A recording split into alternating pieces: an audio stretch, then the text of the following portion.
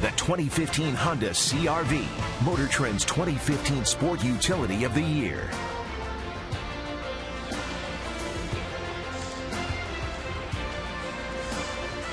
On a perfect afternoon for baseball in Baltimore, the Blue Jays will wrap up their 6-game road trip here against the Orioles. 3-2 so far, and the Blue Jays anxious to finish up. It's been a long trek from Florida to Montreal to New York, and here finally in Baltimore.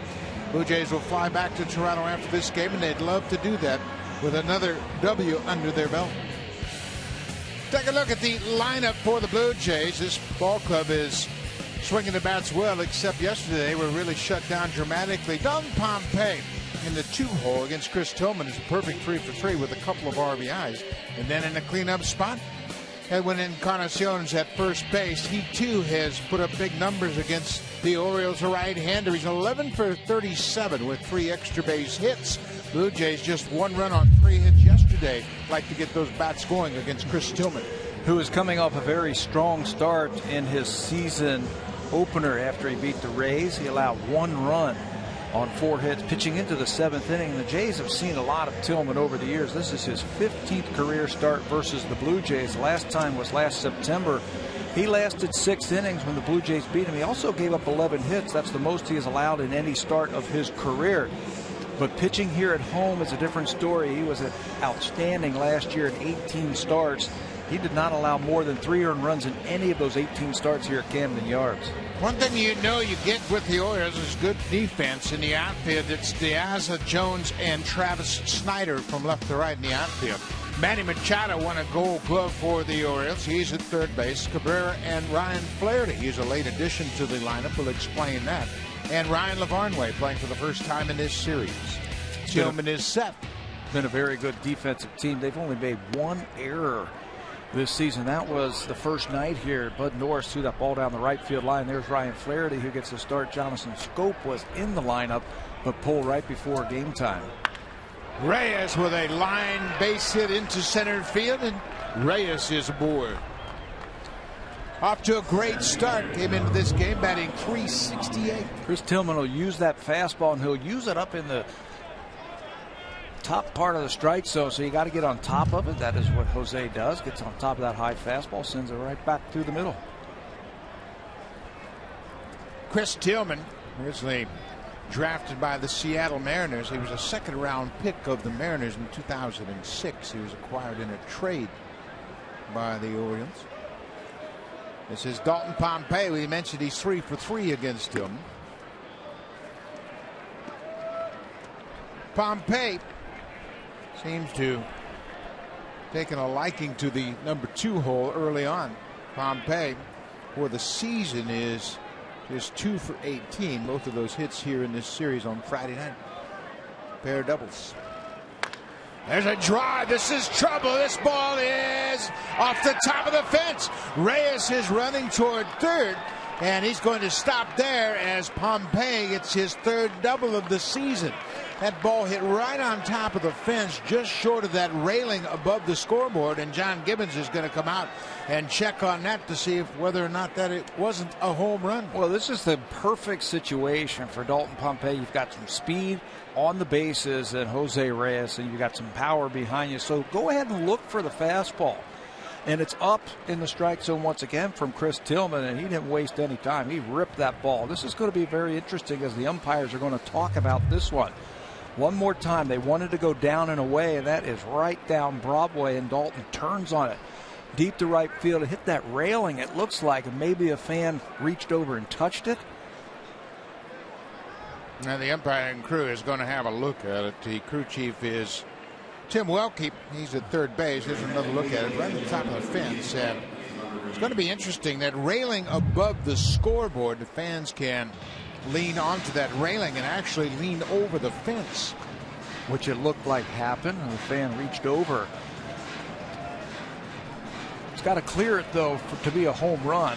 And from that replay that we showed, that ball was not going to go out.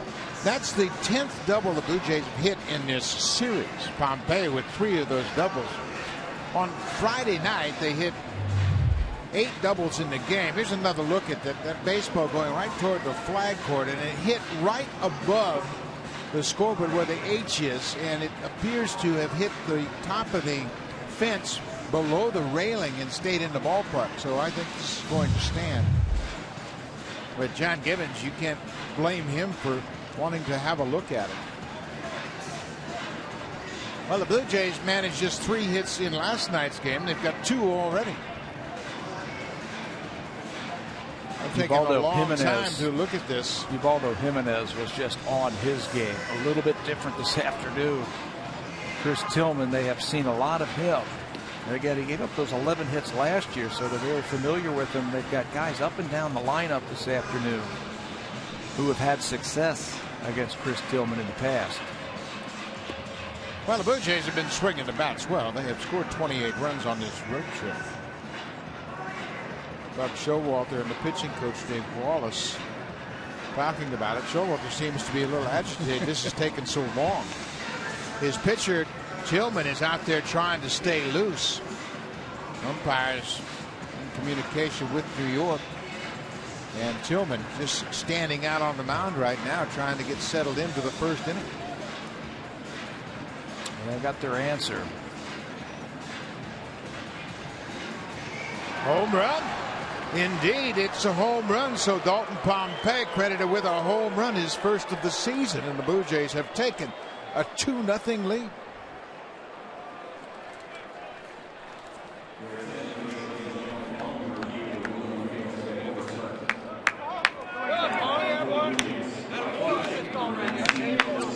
The crew chief review and the ruling on the field was overturned. It is indeed a home run. 2-0 Blue Jays. Jose Bautista. Now we know why Buck Showalter was so agitated. Home run.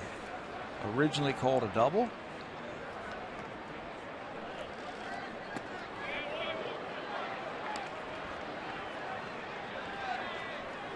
Now you have to key one in right here. 2-0. Tillman has been up to the first 2 batters that he has faced so far this afternoon. Dalton Pompey hits his first home run of the season on the day that they featured his documentary before this ball game. Got a little mojo working.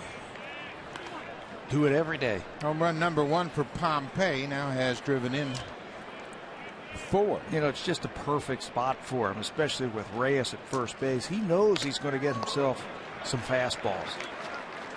It's a perfect combination for Pompey to bat second. Reyes is a threat to steal, batting ahead of him, and you've got a home run champion batting behind you. So Reyes is a threat always to run, and Bautista's a threat to hit a homer. So chances are Pompey is going to get a few good pitches to hit. And to his credit, he wasn't up there taking. He was up there being aggressive. They told him to be aggressive, be ready to hack on that first pitch fastball that you get. Full count to Bautista. Another hard hit ball. They started in the shift until it got to 2 strikes, and then Ryan Flaherty, the second baseman, shifted back over to just about straight away behind the pitcher. There's a high fly ball into center. Adam Jones with plenty of room. Bautista's retired. That's the first out of the ball game. Chris Tillman's the big right-hander. Let's take a look at the scouting report for him. His fastball's just 90 miles an hour. He needs to get it down, and he needs to keep it on the corners, I think, to be effective. For him, though, he's got the big curveball and the changeup. The changeup is a pitch for him. I think that has really made him a big winner in the big leagues. He'll mix in a little cut slider at times. But the fastball and the changeup combination, that time he just yanked it. It's a good combination for him. If he starts getting that curveball over for strikes, that's where he can be really tough.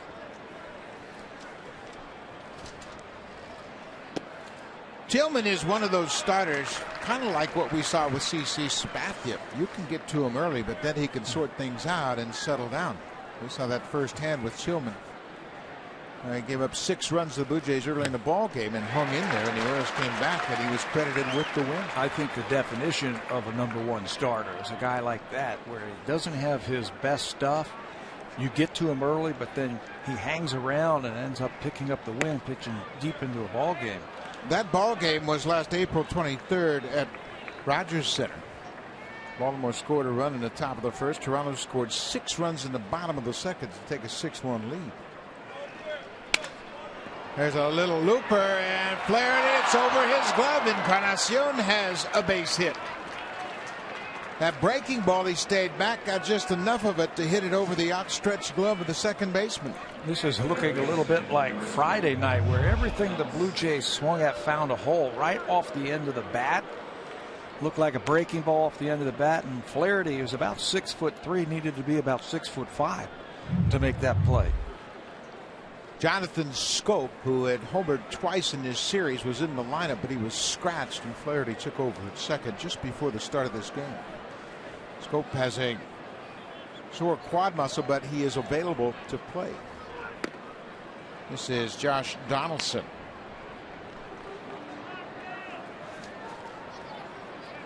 Donaldson is 4 for 18 so far. That's a .222 average.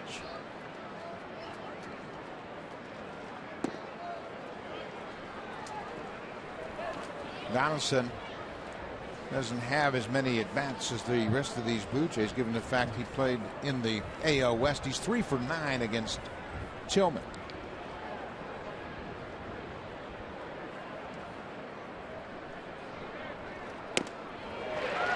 Well, he swings that back.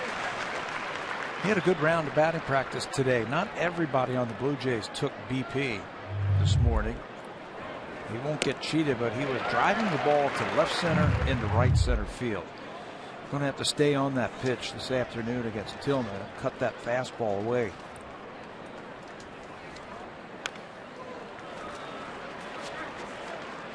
I just say get him early before he gets into a routine. Again, he was very good in his last start against Tampa Bay, pitching into the 7th inning. He only gave up 1 run against the Rays.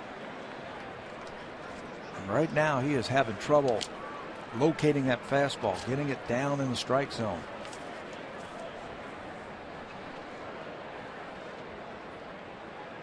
Two-2 pitch. There's a fly ball to right. Travis Snyder circles over to his left, makes the catch. 2 down. The Blue Jays have taken a 2-0 lead. They have scored first in 5 of the 6 games they have played on this road trip. They are 3-2 to this point. They'd love to win their 4th game. Dalton Pompey set the tone early with a 2-run home run, his first of the season. Means so much to a pitcher. You take that mound and you've got yourself a nice little cushion to work with. Johnny Navarro, he's once again the DH. Navarro opened up this series as the DH on Friday night. Had a 2-run double in the first and a sac fly later on in that game in the 6th. Drew Hutchison, he's not worried about the long top half of the first. Just keep him coming, boys. He'll sit there as long as he can. That just means more runs for the Blue Jays.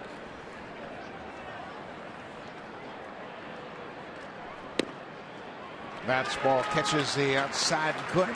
1-1 to Gianni Navarro.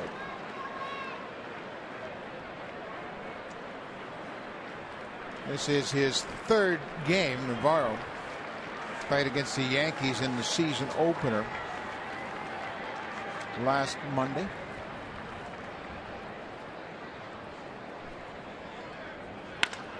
There's a ball hit into the alley. That's going to drop in front of Diaza. Donaldson, Encarnacion, stops at second base, and Navarro has the 4th hit here in the 1st inning. He just continues to hit. Whenever they put him in the lineup, he comes up with big base hits. This time, another fastball. Look where it is. Belt high. And Navarro, who can hit the ball from left center to right center field, inside out swing. He's got his first hit of the afternoon. Blue Jays have been able to have big innings already this season. Looking to have another. They've scored 2. Russell Martin, the catcher. But Norris had a really long first inning, 36 pitches in the first inning. When the Blue Jays scored 4 runs on Friday night, they're doing the same thing here to Tillman, waiting him out, making him throw those pitches over, and when he does, they are just whacking it. Well, and you can bet that Buck Showalter is thinking about the long review the umpires had that made Tillman stand around on the mound. He gave up a hit to Reyes, an extra base hit to Pompey. They went to the review, and what was initially ruled a double was changed to a home run.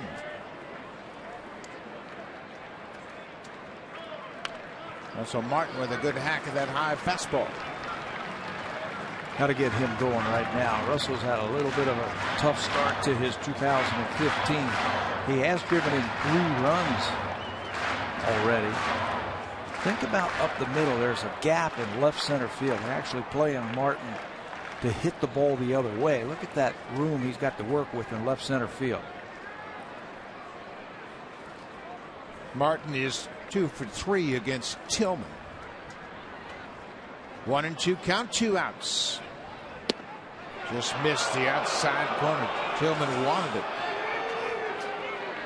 Reached back for a little something extra right there. Scouting report says his fastball is about 90 miles an hour.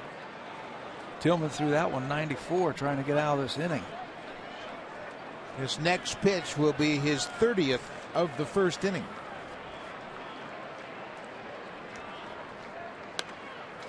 Fouled back. Boy, it's always important to work over a starter in the first inning. You don't give him a chance to settle in, and Tillman is a guy you can see he throws a lot of strikes, but the Blue Jays have made him work. They have collected 4 hits in this first inning, including a 2-run home run.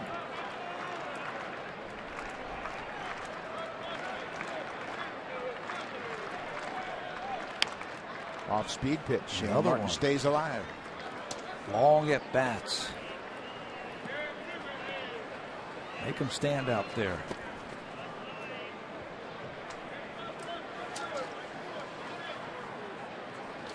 Russell Martin got hit by a pitch leading off the 8th inning in last night's game. Well, he'd love to get a little payback here in his first at bat. There's a ball hit to left field. He has on the run. He's got room. He'll make the catch. The Blue Jays strand a pair. But they scored 2 runs on 4 hits. Dalton Pompey moved up to the number 2 spot, and he lights it. His 2-run home run, his first of the season. He's now 4 for 4 against Chris Tillman.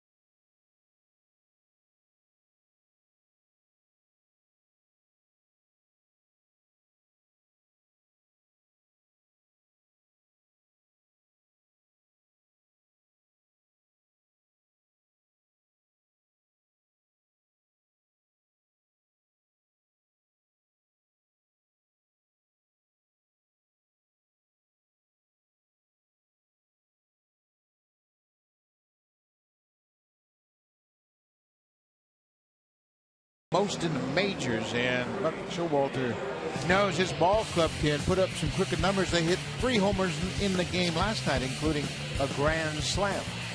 Alejandro Diaz against Drew Hutchison, 3 for 10 for his career with a pair of doubles. He is a leadoff man, and he led off last night's game with a home run. Adam Jones in the series has had a terrific start to his season. He had a 4-hit game here on Friday night.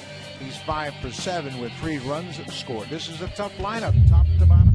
Going to have to make Drew Hutchison work, and he was outstanding. Second start of the season for Drew. One of the reasons Hutch got the nod on opening day was so he could then come back and pitch in this series right here, because he's had a lot of success against the Orioles. He pitched against them 6 times last year. 3-1 record, ERA under 3. His fastball is key, and I think his slider is key.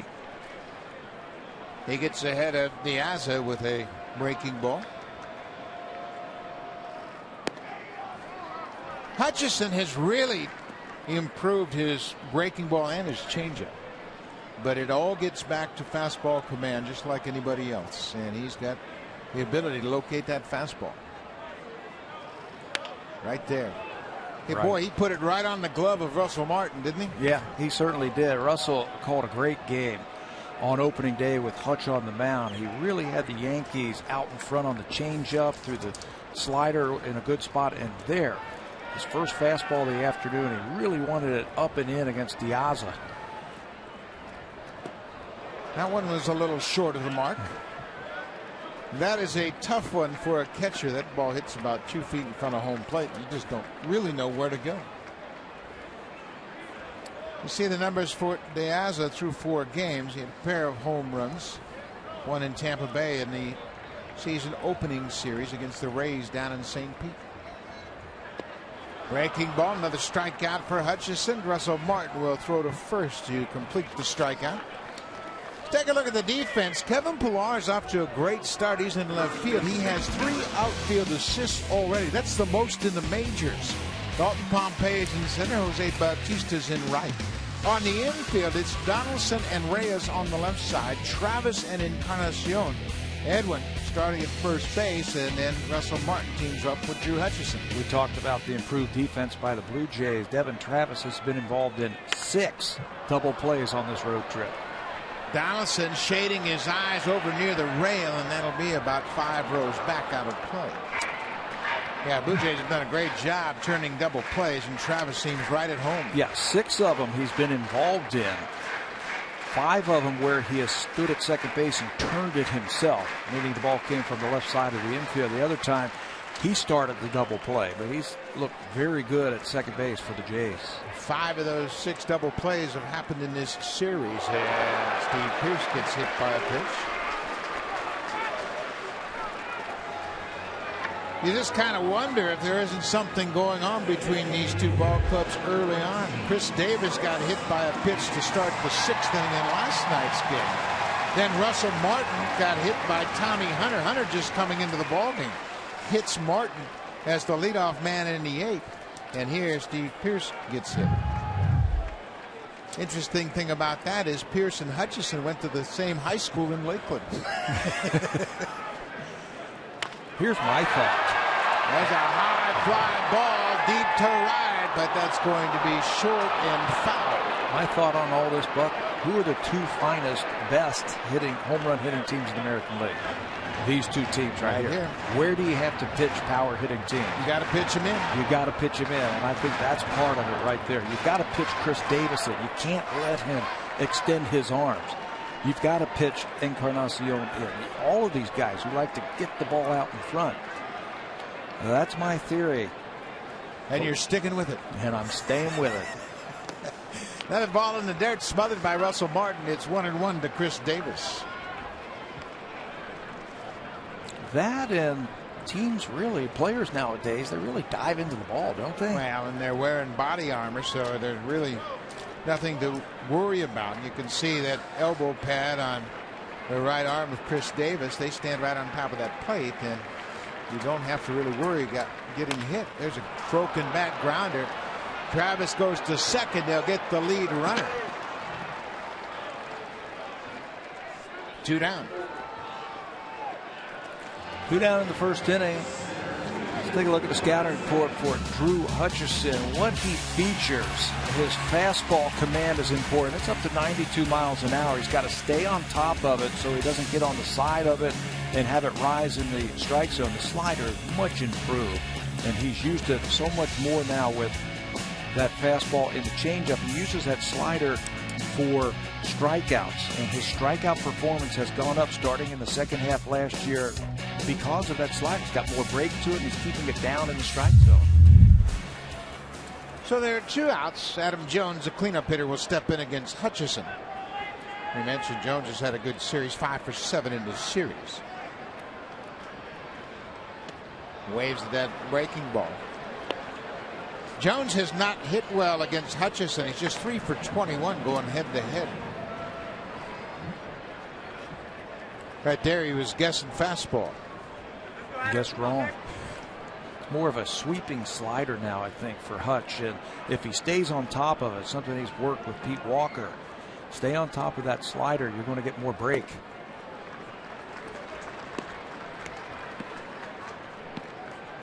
Hutchison was the opening day starter. Pete Walker was really pleased with his development. He came into spring training not so much trying to make the team as he did the previous spring, but just trying to get ready for the season. There's a deep drive to center field. Dalton Pompey back, and this one is gone. We are tied up just like that. The Orioles, that's their 10th home run. That leads baseball. Just like last season when they led baseball in home runs. We were just talking about pitching home run hitters inside. Drew Hutchison goes outside here. You can see where Russell Martin is set up. Fastball away, and look at the extension. Full extension for Adam Jones, and he's got plenty of power to knock it out of here to center field. And he knows he got it all. A little extra skip after he barreled it up. 2-2 ball game. That's why you've got to go inside against these guys. You got to make them cognizant of that fastball in the inner half. Travis Snyder getting his first look at Drew Hutchison.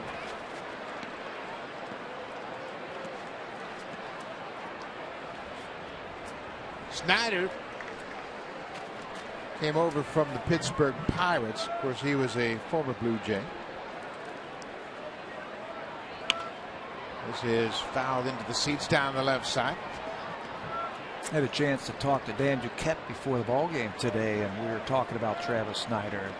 He is very excited about having him here on his ball club. He traded for him this winter. He's entering his year 27 season, and he thinks he's an everyday player.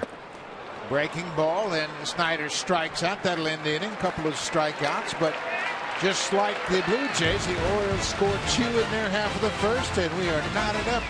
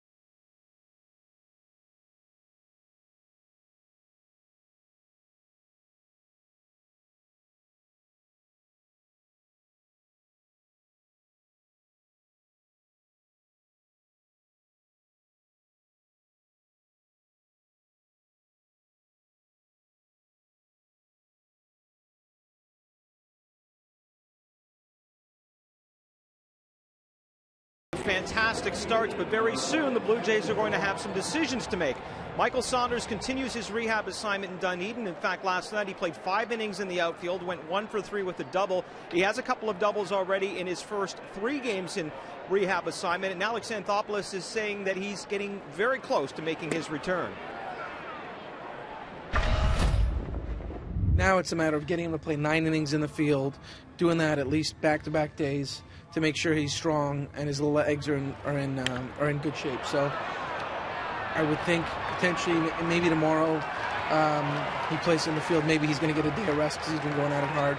I'll talk to the trainers, but so far he's starting to come along and should get him up to 9 innings in the field soon.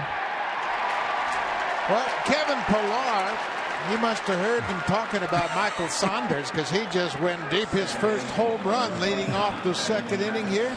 He has taken the lead for the Blue Jays. Boy, just like that. Chris Tillman, a couple of years ago, the home runs were a problem for him. He gave up 33 home runs in 2013, down to 21 last year, 2014. And this afternoon, that's his 2nd already.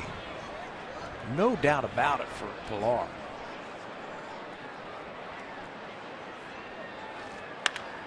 There's a ball hit to right. Snyder over, and he runs it down.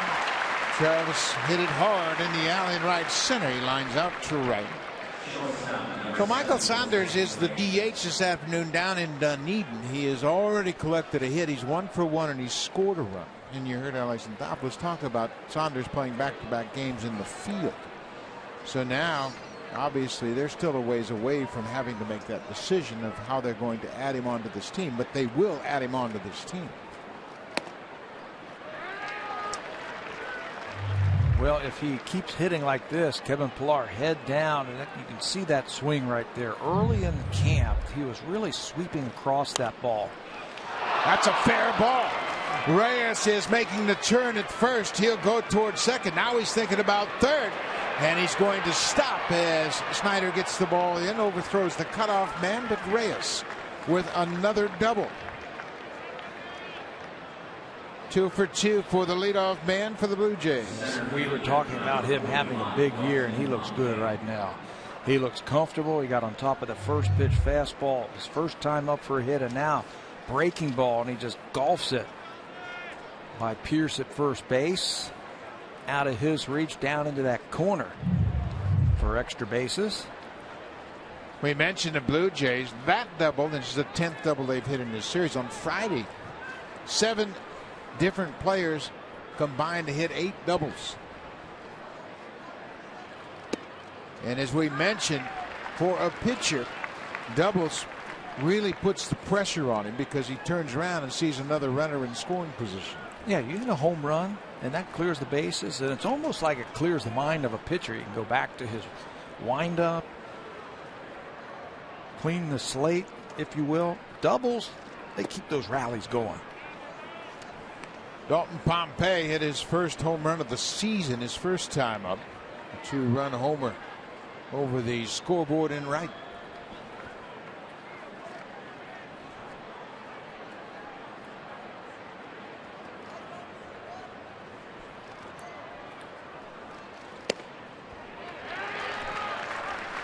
One and 2 now to Dalton Pompey.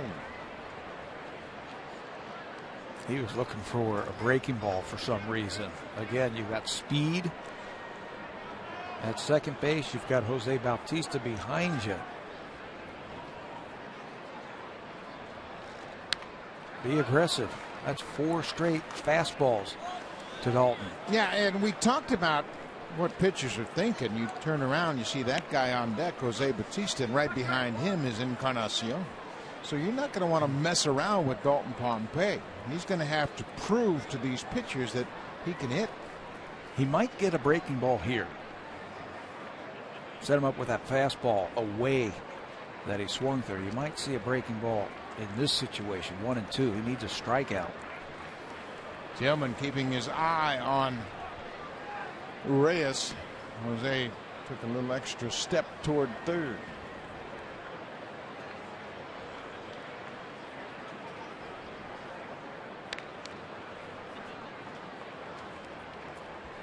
Blue Jays lead at 3-2.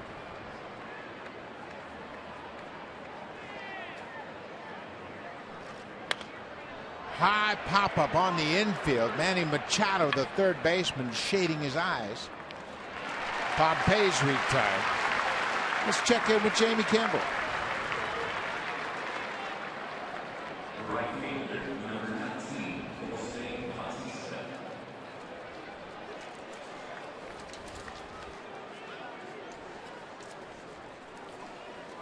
Tigers are off to a great start. Offensively, when you look at the leaderboard in the American League, they're all Tigers everywhere you look. Kinsler, Cespedes, they're everywhere.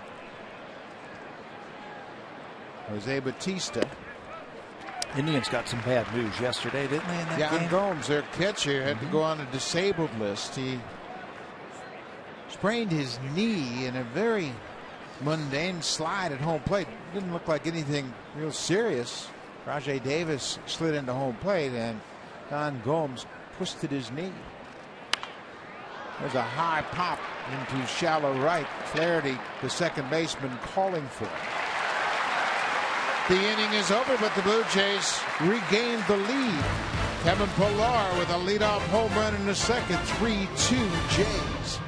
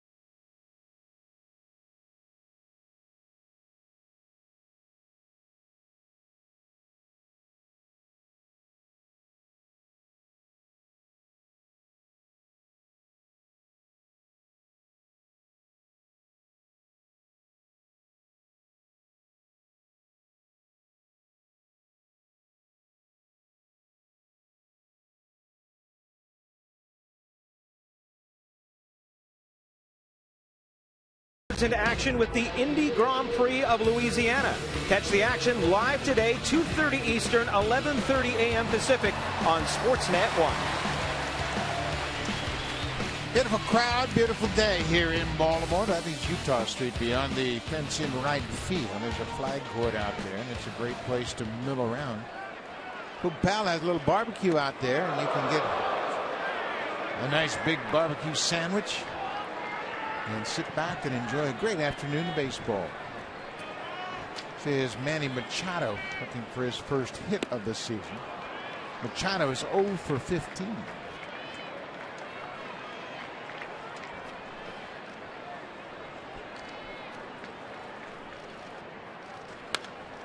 He looked like he was getting close yesterday. Saw a lot of pitches. He had a 10-pitch at bat in yesterday's game. You know, generally when you see a long 0 for to start the season, there's some strikeouts, but Machado's only struck out twice. So he's had some pretty good at bats, still nothing to show for it. Blue Jays would like to see it just end that way in the three-game series. That's not the case for Buck Showalter. He's thinking otherwise.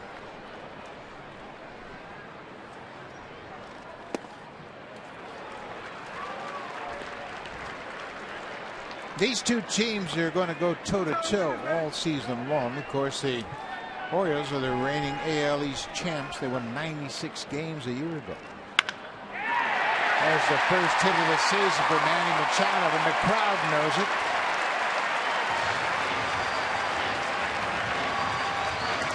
All they have to do is look up at the scoreboard and see a bunch of zeros. We knew that wasn't going to hang around very long. Battled back to 3-2, and then we was guessing fastball, got it, and hit it in the left field. The Orioles and the Blue Jays, both of these teams, if you don't execute pitching, they can hurt you. They are first and second from a year ago in home runs. Orioles hit 211 home runs, Blue Jays 177. Everett Cabrera, the shortstop. Cabrera was an all-star with the San Diego Padres back in 2013. And he brings some speed to this lineup. He led the National League in steals in 2012. He had 44 steals. He was caught just 4 times. They don't have a stolen base yet this year. The Baltimore Orioles. They got Diaza and they've got Cabrera. Those guys can run a little bit. But when you hit home runs as frequently as the Orioles do, you certainly don't want to run into too many outs.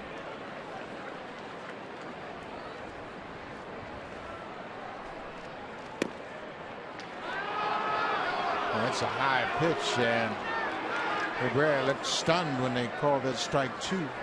Home plate umpire is Mike Everett this afternoon.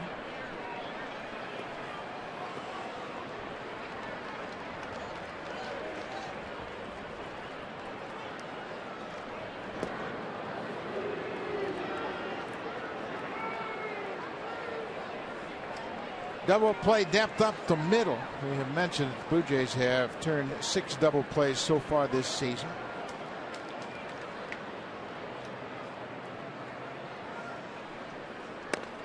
Upstairs. Only the Texas Rangers have turned more double plays than the Blue Jays. Oakland has also turned 6.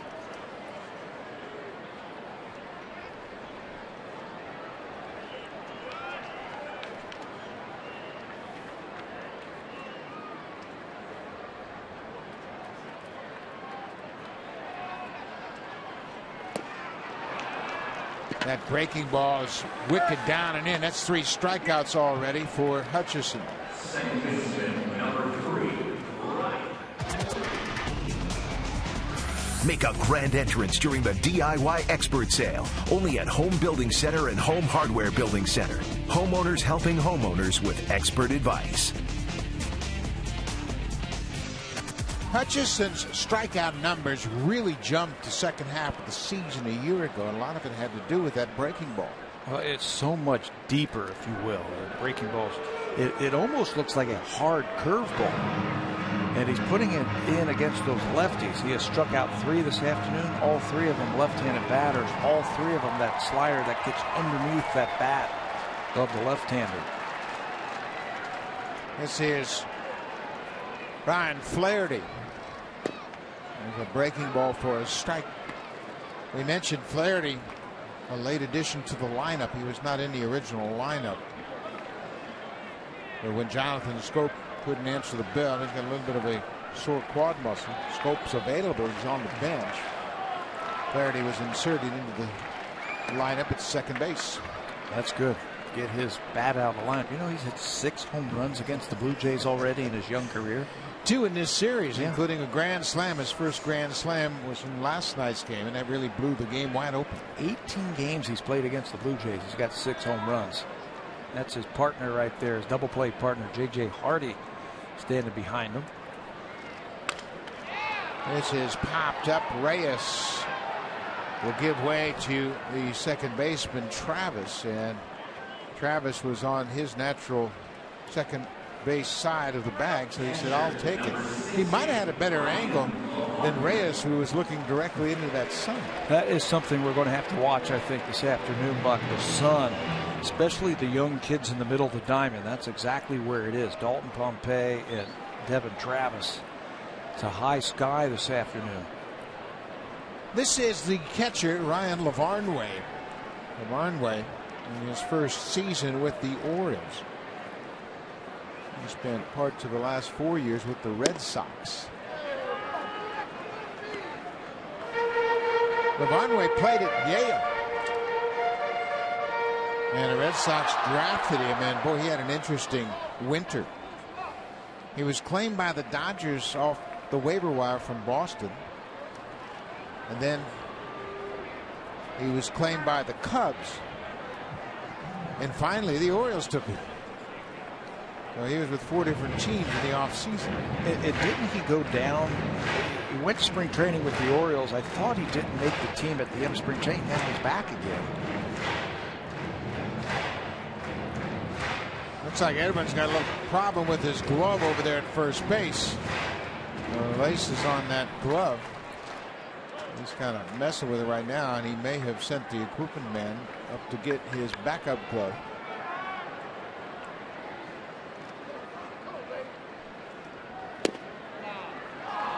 Oh, and 2. Good pitch there.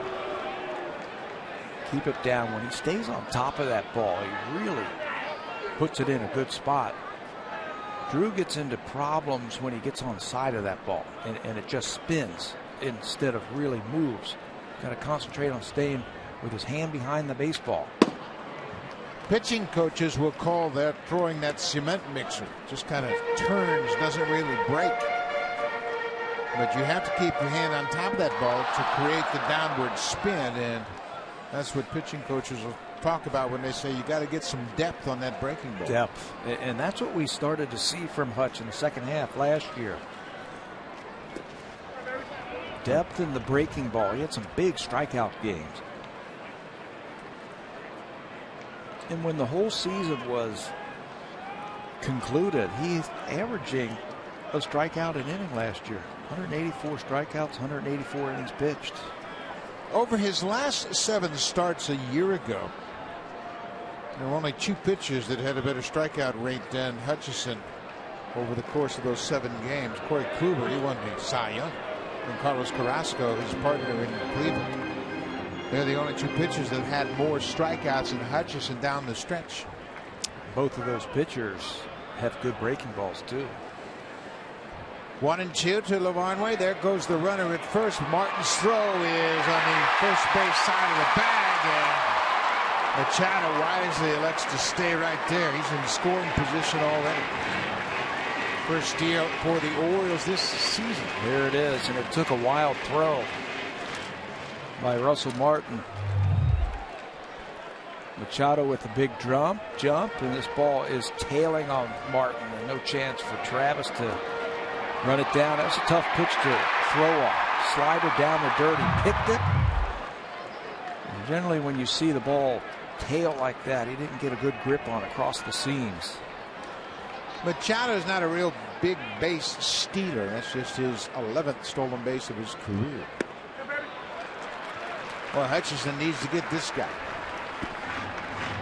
Leadoff man is on deck. Diaz, the left-handed bat, just go right after this guy.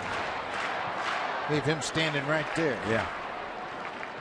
I'd like to see you next inning. Full count, 2 outs. There's a drive to center. Pompey in quickly, and that ball appeared to be knuckling on him. He hit it hard, but right at the center fielding. So the Orioles will leave a base runner in scoring position. The Blue Jays have a 1-run lead.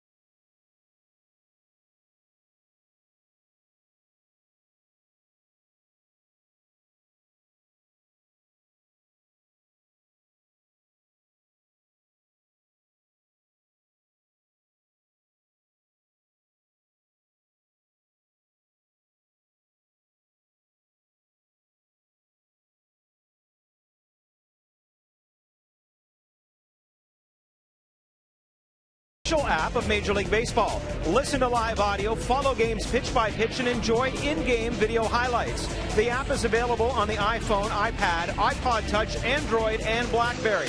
Season-long subscription packages are available. Visit BlueJays.com for more details, and a full slate of games on today and a great time to be following on the app. Buck?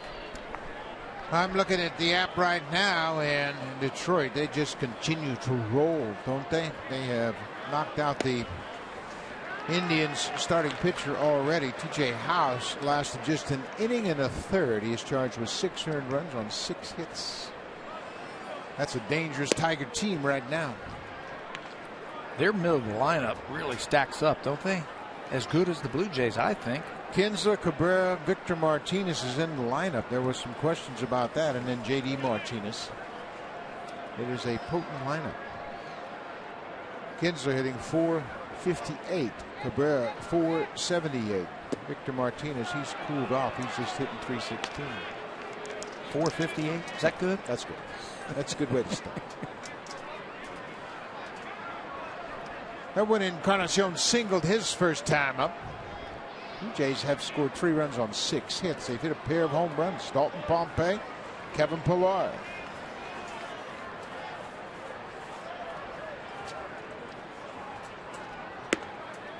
Edwin will take the leadoff walk. Well, I think, too, the Blue Jay hitters, they can look at their lineup sheet and they say, okay, well, if I get on base, Donaldson's coming up next, then Navarro, Russell Martin. That's a pretty deep lineup as well. And they swing hard, Encarnacion and Donaldson, but they have good plate discipline. They only swing at strikes.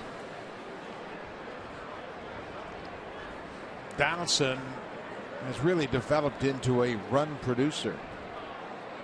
He's got 3 RBIs already this season. There's one of those cuts you were talking about. They don't get cheated, but it's a strike. You know, they'll lay off pitches off the plate, but you throw it anywhere in that square right there, they're letting it go.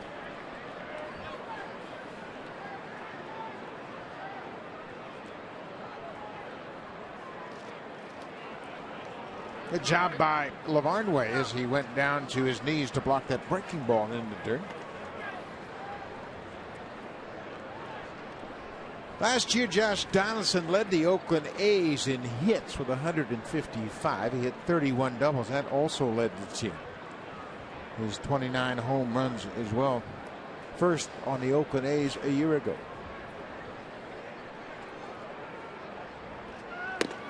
And the question everybody was asking themselves when they acquired Josh Donaldson, what's he going to do when he plays in a hitter's ballpark? Oakland is not a hitter's ballpark. Now, and all of those ballparks in the AL West are big ballparks, and it's a tough division to hit in. Well, that's good fastball. Caught that inside corner. You think about the Seattle park, Safeco Field, that's a pitcher's ballpark. Oakland certainly is a pitcher's ballpark. Anaheim's a big yard. Yeah. Night games, forget it. Texas is a hitter's ballpark. There's no question about that.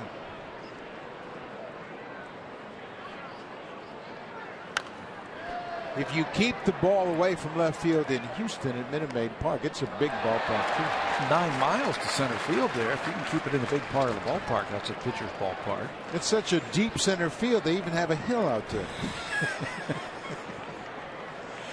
The at-bats this afternoon by the Blue Jays have been long.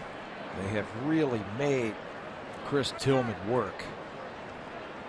Tillman's up to 55 pitches that he works here in the 3rd inning. Josh Donaldson got something in his eye and he stepped out of the bench box, and Tillman had to step off the rubber. Nobody out. Encarnacion at first with the leadoff walk.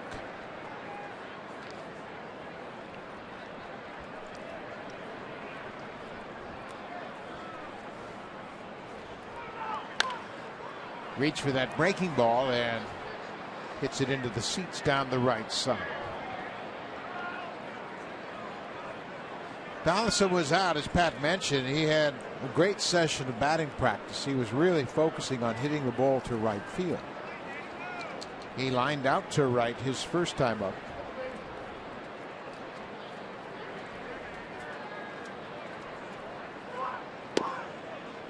Laid off that breaking ball. See what I mean?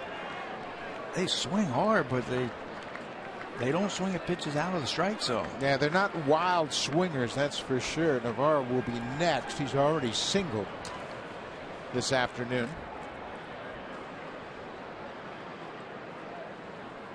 There goes Encarnacion, ball 4. Back-to-back walks from Tillman to start the third.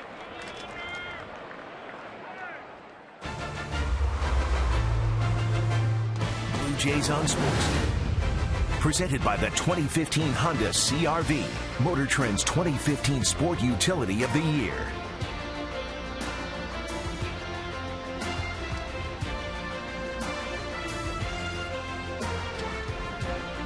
That's the Inner Harbor here in Baltimore, just about 4 blocks from this ballpark. A gorgeous Sunday afternoon. A lot of people out, a lot of people at the ballpark. Yanner Navarro, the Orioles not looking for a bunt here. Why would you? Not with these two ball clubs. Both of these clubs can score a lot of runs. Why would you give any outs away? Why would you? Yeah, give an out away. Play for 1 run or even 2 runs. Deonner's been swinging the bat. The chance you take is he might hit it on the ground, and it's probably going to be 2. But the way Chris Tillman is struggling right now, they've got some action in their bullpen already. Buck Showalter, he'll have a quick hook this afternoon.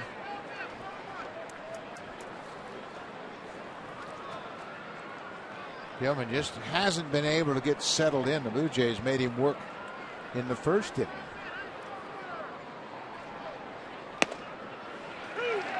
And then they had the review. That took some time.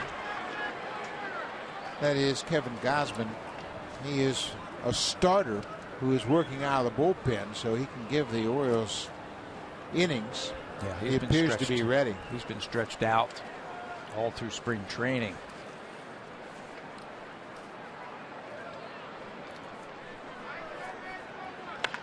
On the ground, Pierce goes to second. They get the lead runner. What a play by Cabrera to hang in there. Pierce did a good job, and John Gibbons is going to look at that one. Gibbons came out of Blue Jays dugout and indicated to the umpire, Mike Everett at home. Yeah, Tim Leeper, the first base coach, was telling Josh Donaldson to stay on the bag. He had a angle of that possibly Cabrera at shortstop came off of the bag. Let's watch it right here. Boy, that is close. Well, it looked like he had contact with the bag when he caught the ball, and John Gibbons feels like that's the case, so he's not going to ask for the review. Tim Leeper had a pretty good angle, but the base runner was running right in his line of sight. What a play by Pierce. I didn't think he had a shot at both of them. Both Pierce and Cabrera made good plays. Russell Martin goes around.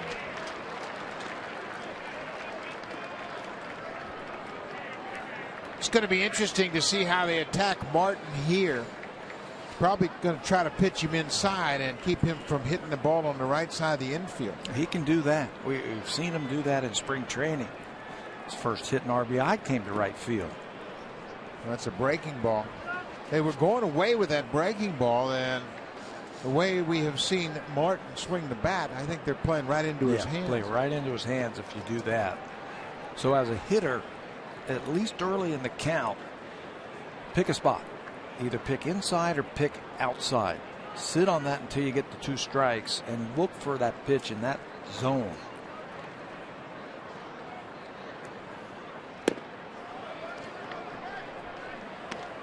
Tillman not really close yet as Russell Martin went around on a check swing on the first pitch.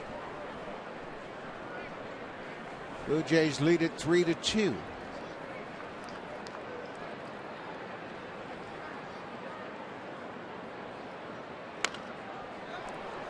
Wow. He That's got away pitch, with one. Yep, the pitch you want right there in this situation. Something up out over the plate. At least you can drive it to the outfield and you stay away from a ground ball. And Russell fouled it back. Now he's got a battle right here. 2-2. Not a lot of history between these two.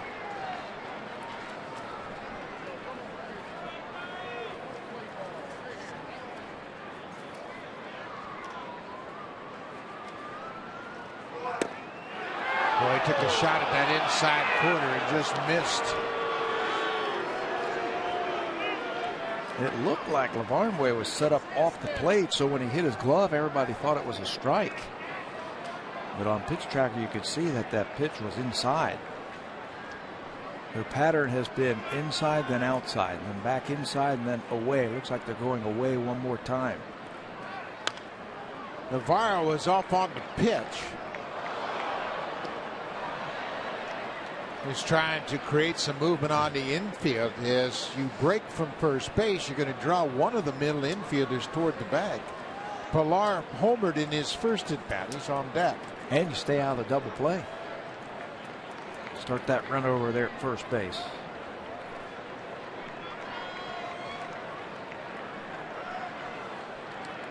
So it's another full count to Russell Martin. Encarnacion's at third base, Navarro at first.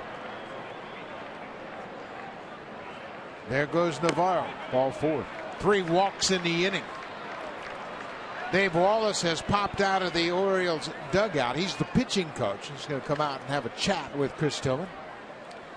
So the bases are loaded. Kevin Pilar in his first at bat, back in the second. Oh, if he could do this now with the bases loaded, it looked like a high changeup right on the inner half, and he turned on it. Beat the left field. That's his first home run of the season. Second RBI.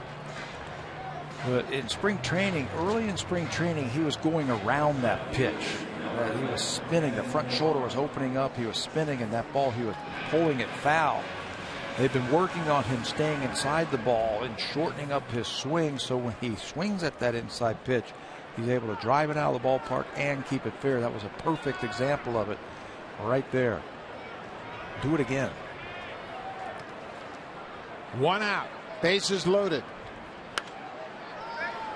Pilar got a pretty good pitch to hit, fouled it straight back. Kevin Pilar, his home run, the first of the season. Opportunity to really tack on some runs here and probably get Tillman out of the game. After facing Ubaldo Jimenez yesterday, these pitchers must look huge coming in there, the Blue Jays. He was painting yesterday. Jimenez did a terrific job as he went 7 innings, allowed the Blue Jays just 1 hit, walked the batter and struck out 8. Ball and a strike to the Blue Jays left fielder. Went after a high pitch, and that ball went off the glove of the catcher. That's something that we haven't seen from Kevin this year. Swinging at those pitches out of the strike zone. Set your sights down as Tillman throws another one up in the air, high in the strike zone, and swings through it. Rick Jacoby, the hitting coach for the first year here.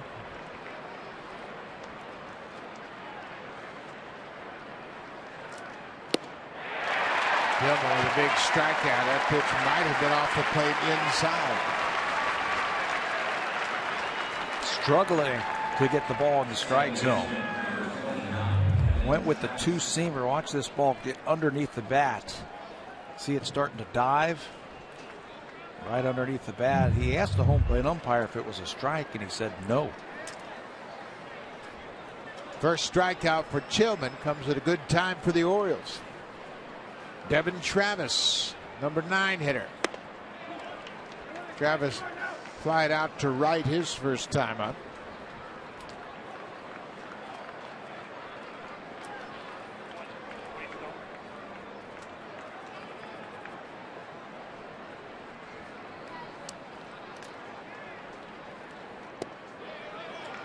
Well, he's got a good eye for a young hitter. He seems to be very confident with that bat in his hand. Oftentimes you'll see young hitters come up trying to hit everything they see. Right, and especially with guys on base, but he's staying within his program, which is a right back through the middle. Well, he had a good cut at that pitch and fouled it back. And he has faced, we talked about that in the opening, some tough right-handed hitters on this road trip to begin the season. Tanaka and Pineda, Norris, Jimenez yesterday. Those are some tough righties. 2 balls and his strike. Bases loaded. There are 2 outs. This is popped up and headed for the seats. That's out of play. Well, Brooke Jacoby, as we mentioned in his first year with the Blue Jays, he and Eric Owens, the hitting assistant coach, they have been preaching a 2-strike approach all year long. Love to come up with a hit here. They work on it every day. 2 strikes, shorten it up, make that pitcher work.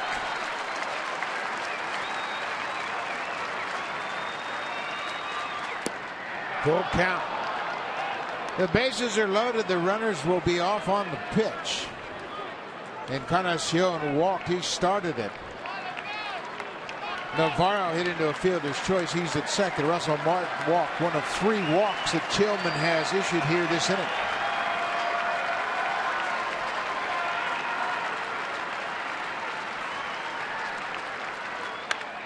Another line drive to right. Snyder comes in. It's over his glove. 1 run is in. Here comes Navarro, and Russell Martin's coming to the plate. Here's the throw to the plate. Not in time. Travis Snyder looked like he was making a routine play on that ball, and the ball took off and sailed over his glove. Yeah, he actually broke in on that ball from Travis. It's a 3-2 fastball. He stays right on it and shoots at the right field, and he's got some pop in that bat. Watch where this ball goes. Line drive to right field, and Snyder took a couple of steps in and then said, uh-oh, I'm in trouble. Right off of his glove, that'll clear the bases and send Chris Tillman to the showers. Devin Travis hit it hard to right. It's an error on the right fielder, but that knocks Chris Tillman out of the game. Kevin Gausman in. When we come back, the Blue Jays lead at 6-2.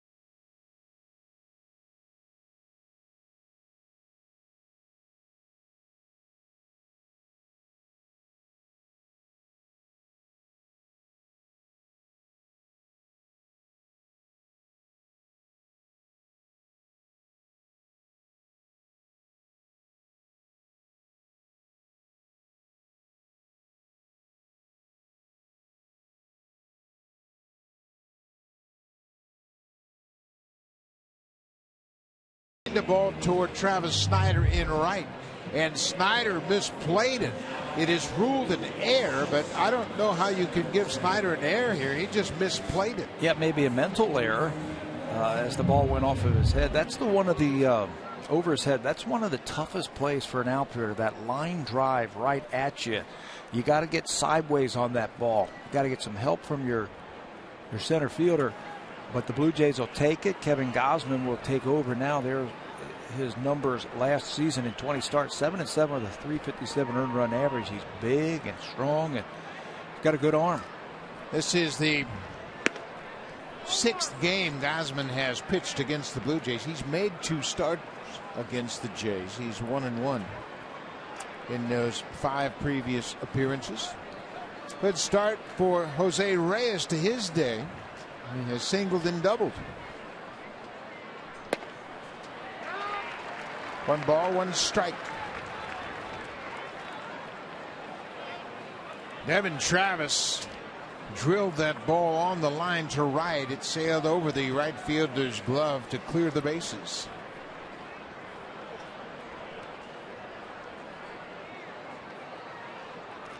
Biggest pitch in that sequence to Devin Travis, for me, the 2-2 pitch.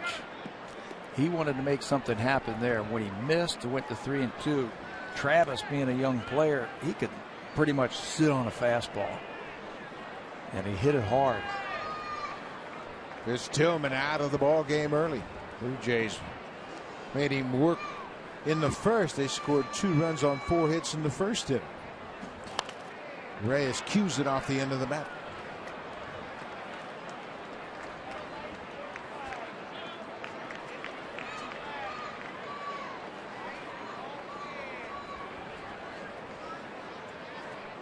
Tillman threw 79 pitches this afternoon, and 30 of those came in the first inning.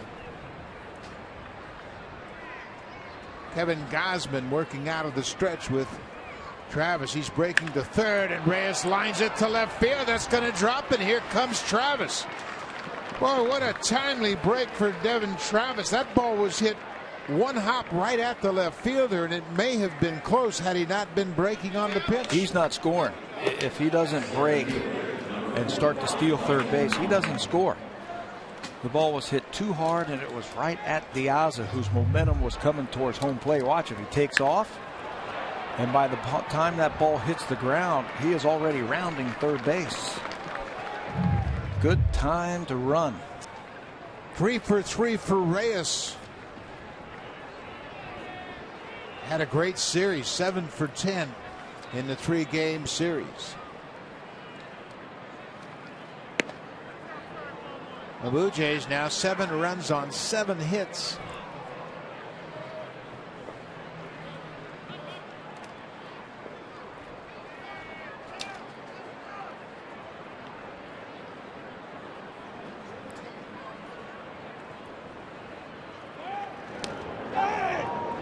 Travis Snyder's error contributing to the 4-run inning.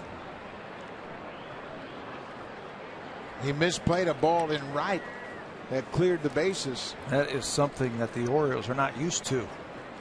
Nick Markakis is no longer in the outfield for him, the Gold Glover. Pompey pops it up, playable. The third baseman Machado into foul territory, and the inning is over. But the Blue Jays have scored in each of the 3 innings to this point. They have scored 7 runs already this afternoon.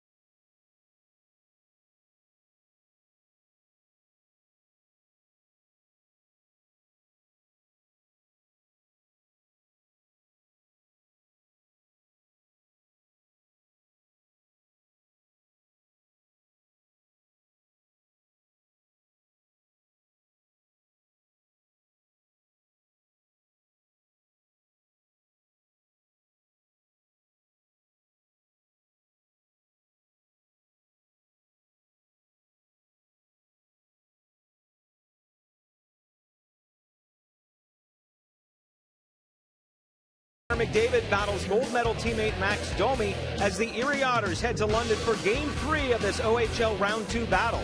Catch it on Sportsnet 360 tonight at 7 Eastern, 4 Pacific. In fact, Tuesday night you can watch Game 4 of that series as well, also on Sportsnet 360. Don't miss a chance to watch Connor McDavid and the Leafs clearing house today. They are now looking forward to the upcoming draft. Blue Jays with a 7-2 lead as the Orioles bat here in the third inning.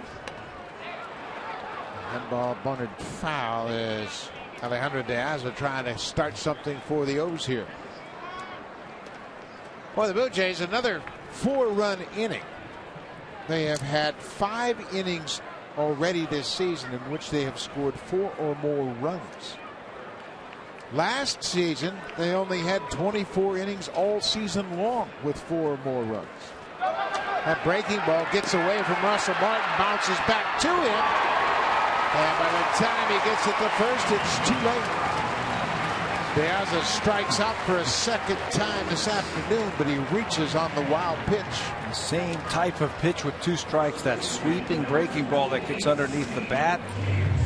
Throw right to the back of his back foot, but this time it gets away from Russell Martin. He gets on it quickly and almost comes up with a circus play over at first base. It'll go as a strikeout, but not a recorded out. 4 strikeouts now for Hutchison. Steve Pearce was hit by a pitch his first time up. Pearce had asked for time, but it wasn't granted, and that ball was outside.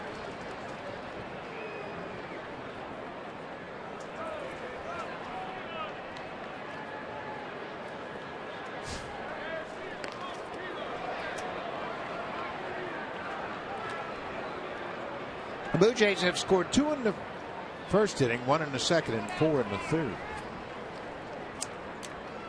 Hutchison needs to put up a 0 right here. Yeah, get that team back in the dugout.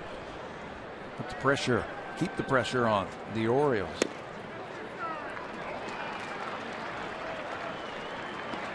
Two and 0. You don't need to know anything more about the Orioles and their ability to hit home runs. They can come back from early deficits just like the Blue Jays. In fact, the Orioles hit more home runs than the Blue Jays. They had the most in baseball last year, 211.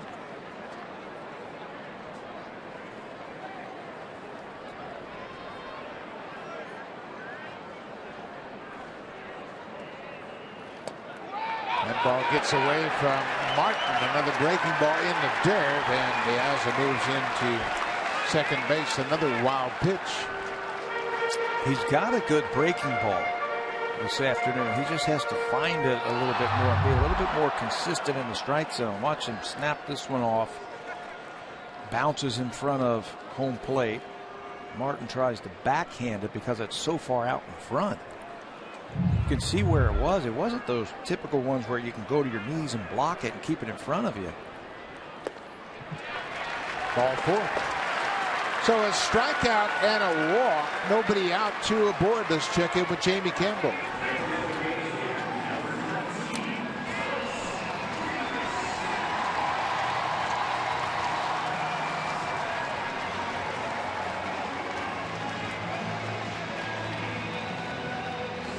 That's interesting, and as Jamie mentioned, the Braves are 5-0. I don't think anybody saw that coming. But the Mets behind Bartolo Colon off to a good start this afternoon. Alex Wood, the left-hander for the Braves, is giving up some runs. There's a base hit off the bat of Chris Davis. De Aza is going to score. Batista's throw goes to third. And here come the Orioles. Yeah, this is one of these games where both offenses are locked in after a tough night last night for the Blue Jays. They look locked in. You just have to make your pitches. The strikeout wild pitch was a tough one to start this inning, then the walk, and now you got to face Davis and Jones, and somehow squeezes it through the right side. Scores De Aza, sends Pearce to third base. And the Orioles, they're one swing away from getting right back into it. Pete Walker is out to talk to Hutchison, and there's nobody throwing in the Blue Jays bullpen. This was more of a, hey, let's make a good pitch. Let's slow everything down now. You had a strikeout, and the guy reached base. He's come around to score. Let's get a ground ball. Make a good pitch to Adam Jones and get yourself a double play. Still nobody out. Jones homered to dead center his first time up. His second home run of the season. That almost gets away from Martin. You know, you made a great point about the breaking ball that bounced in front of Russell Martin. Traditionally, you'd like to catch the blocker, but if he goes down on his knees to block that breaking ball that's so far out in front of home plate, it's going to bounce over his shoulder. Sure. It almost looked like a bounce pass in basketball. It was so far out in front of home plate.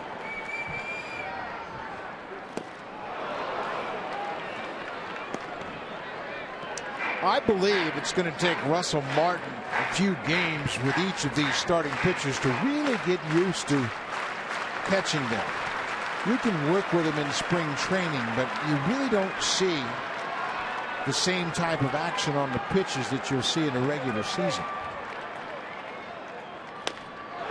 Little poke into right field off the bat of Adam Jones, and Pierce comes in to score. Well, right now they have to figure out how they're going to get these guys out. I think what you don't want to do is fall in love with that breaking ball and throw too many of them. Then you start hanging them and you start giving up the home runs. That's a good piece of hitting right there by Adam Jones. Just pokes it to right field, scores the second run of the inning. Well, what you don't want to do is become predictable. And if they know you're going to throw breaking balls, especially with two strikes, just like Jones did, they'll go the other way. There's a pop-up, a short pop-up. Encarnacion will come down and make the catch as Snyder loses the bat. He lost the grip on the bat. It went right into the seats a couple of rows behind the Orioles dugout. Boy, just getting out right there. Stop the bleeding. It looked like he had the first out, but then they got it going as Aaron Loop has begun to throw in the bullpen. John Gibbons has shown this year he's not going to wait around. Well, they've got the 8 relievers in their bullpen, so he has plenty of fresh arms. This is Manny Machado. He singled his first time up, his first hit of the season. That snapped it 0 for 15.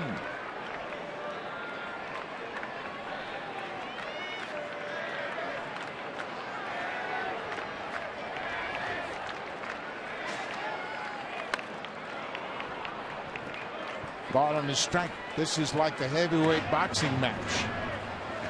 Two big sluggers standing toe to toe, middle of the ring.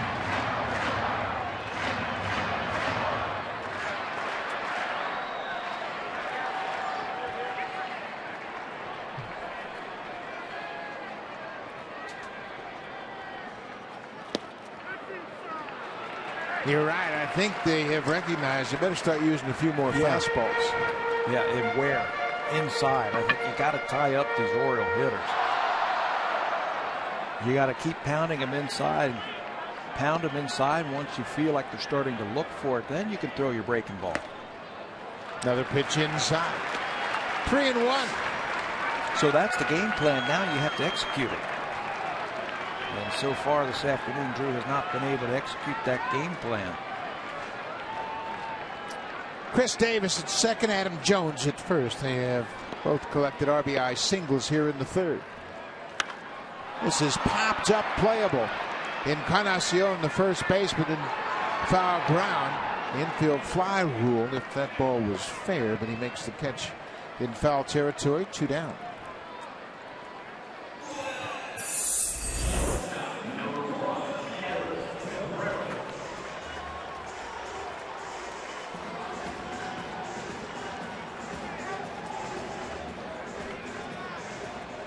The shortstop, Everett Cabrera.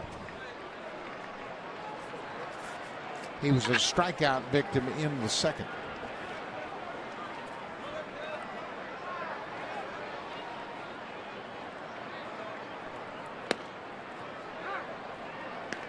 First pitch strike. In fact, he threw him a changeup.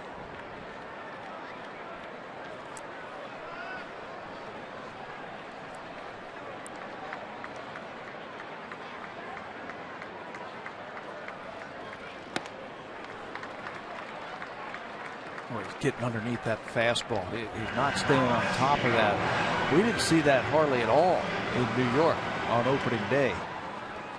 Went 6 innings, allowed the Yankees just 3 hits. The only run he gave up was a home run to Brett Gardner.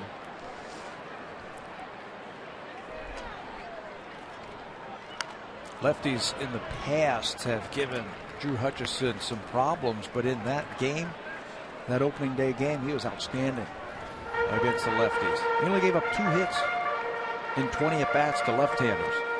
Yeah, and they have some good left-handed hitters, of course, with Ellsbury, Gardner, Beltran a switch hitter, Teixeira the same. McCann's a left-handed guy. Yeah, stacked them. McCann got a single, and you mentioned the Gardner home run. That was it. Ground ball. Encarnacion will go to the bag. The inning is over. So Hutchison closes out the Orioles in the 3rd and still has a 3-run lead as we head to the 4th.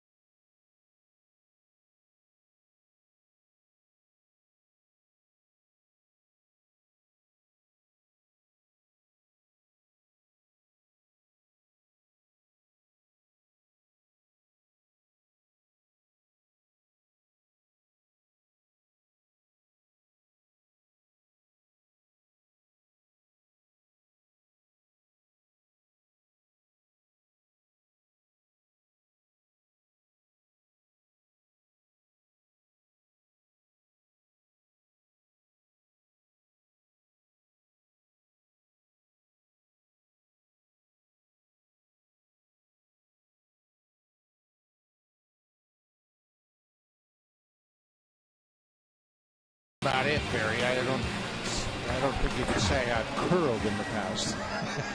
I've played shuffleboard. Does that count? Yeah, it's kind of like that, but curling is a terrific sport, very popular, of course. A lot of Blue Jay fans on hand. That's the case no matter where the team goes. The World Series Blue Jays jersey.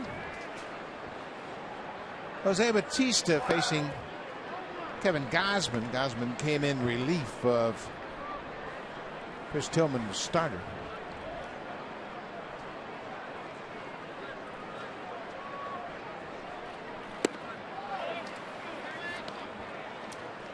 Bautista, of course, one of the best hitters in all of baseball, but he's had a tough time hitting in this ballpark. Look out. That bat went right back over the on-deck circle and slammed up against the screen. Well, you better pay attention if you're the on-deck hitter on both of these teams. We saw Snyder helicopter one into the stands, and now Jose loses his grip. Hits it off that back screen.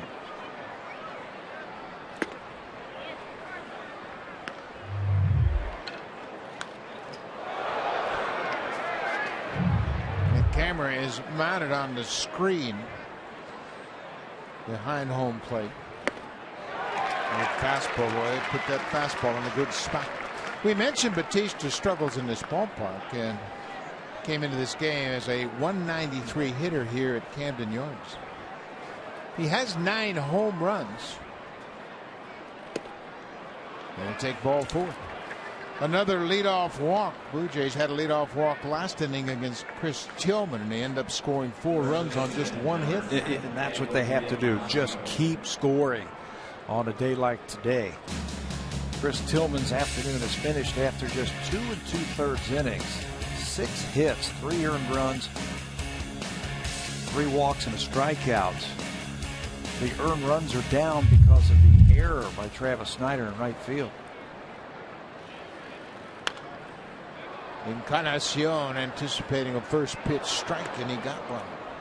Edwin walked to start the 3rd inning. Came around to score. Yeah, I don't know that that was an error on the right fielder. I think they could have given Travis a 3-run double. But I had it written down. Yeah. I had it written down as a triple. I had to change it. I didn't see it as an error, that's for sure.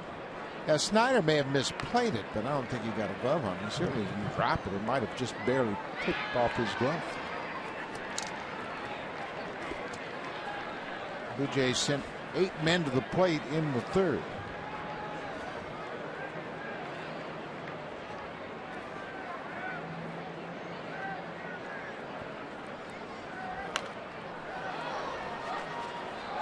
Kevin Gausman, they had projected him to be one of their starters this year, and then Eduardo Jimenez started throwing the ball real well, and of course we saw that firsthand here last night. Former #1 pick just a couple of years ago in 2012 out of LSU, and he got to the big leagues quickly. He was in the bigs the next year, 2013. He's got a good arm. And I think it's just a matter of time before he puts it all together. He made 20 starts a year ago for the Orioles, went 7-7, had a very good ERA at 3.57.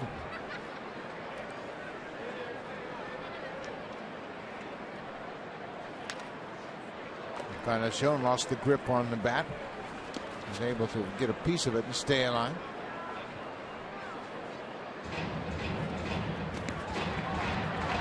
Orioles have done a nice job of developing young pitchers. But Buck Showalter told us the other day that he suggests to the scouting department, you better find some position players. And that's a hard thing to do in this day and age. A lot of it has to do with the path to the major leagues for the players. I mean, if you're a pitcher, and Blue Jays know it firsthand, they've got 5 pitchers 24 or younger on their staff. If you throw hard as a pitcher, you can make it to the big leagues quickly. And how about if you're in the bullpen, you only have to throw 1 inning? It's a high fly ball. That's a routine fly ball to center. Jones took a peek at Bautista once he located that ball just to see if Jose was tagging it first. So you throw 95, 96 miles an hour, you go to the bullpen, you got 1 inning. Hey, throw it as hard as you can, you're in the big league. Absolutely. For 1 inning. And then you, as a hitter, you've got to make the grade all the different levels. I don't care if you come out of college or not. And it's very difficult because of the quality of the pitching nowadays for hitters to move up the ranks. It used to be catchers, right? Wasn't that the saying? The fastest way to the ball, to the big leagues was being a catcher? Yeah, if you could catch and throw, but now everybody wants the catcher to be Johnny Bench offensively. There aren't many of those. Nope. Josh Donaldson. He was a catcher, wasn't he? He played catcher for a couple of years when he first came to the big leagues with the Oakland A's. He started 5 games in 2010, 3 more games in 2012 for Oakland. They had a need. Their regular third baseman got hurt, and they told Josh, hey, we want you to play some third base, and now I don't think you can move him off of third. No. We've seen third basemen become catchers, but there's not a lot of catchers who go to third base.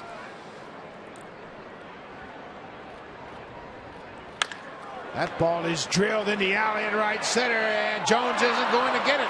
Batista had to wait. Now he can move over to third. He'll get the stop sign as Josh Donaldson sliced that ball away from Adam Jones in center. It went all the way to the wall. Boy, unfortunately, Jose couldn't have scored because you're right. With that Gold Glover out there in center field, you've got to make sure that this ball gets down. Jose is out there. He stops.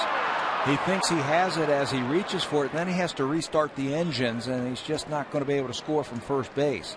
Snyder did a good job of backing it up and getting it back quickly into the infield to keep Jose at third base. Now the infield has to come halfway. Johnny Navarro, he's been on base twice. He singled and reached on a fielder's choice. That's going to score a run. Batista back to tag at third. Donaldson does the same. He'll move from second to third, and Navarro on one pitch delivers the sacrifice fly, and the Blue Jays got to run back. Little surprised they pitched to him. He's swinging a hot bat.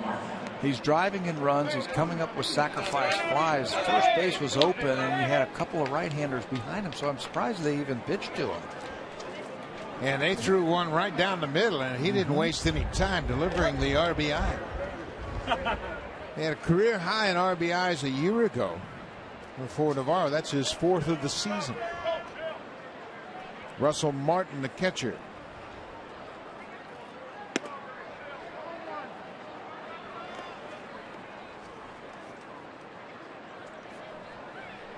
Oh for 1 so far this afternoon for Martin. That's 5 sac flies in this series for the Blue Jays. They're doing some things that are oftentimes overlooked. They're having productive at-bats. Because the Blue Jays are such a powerful lineup, everybody thinks about home runs and doubles, and they've hit a lot of those. But boy, they're moving runners along, and guys are cashing them in with the sacrifice flies.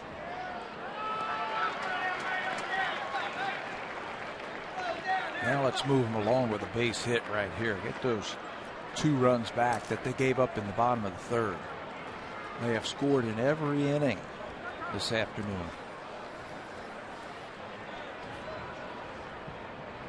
The Blue Jays will fly to Toronto after this game and welcome in the Tampa Bay Rays, the season opening series against Tampa Bay tomorrow night. 4-game series against the Rays. Then the Atlanta Braves are in town. The first series in interleague play for the Blue Jays. And then Blue Jays will have off on Monday before they wrap up their homestand with the Baltimore Orioles.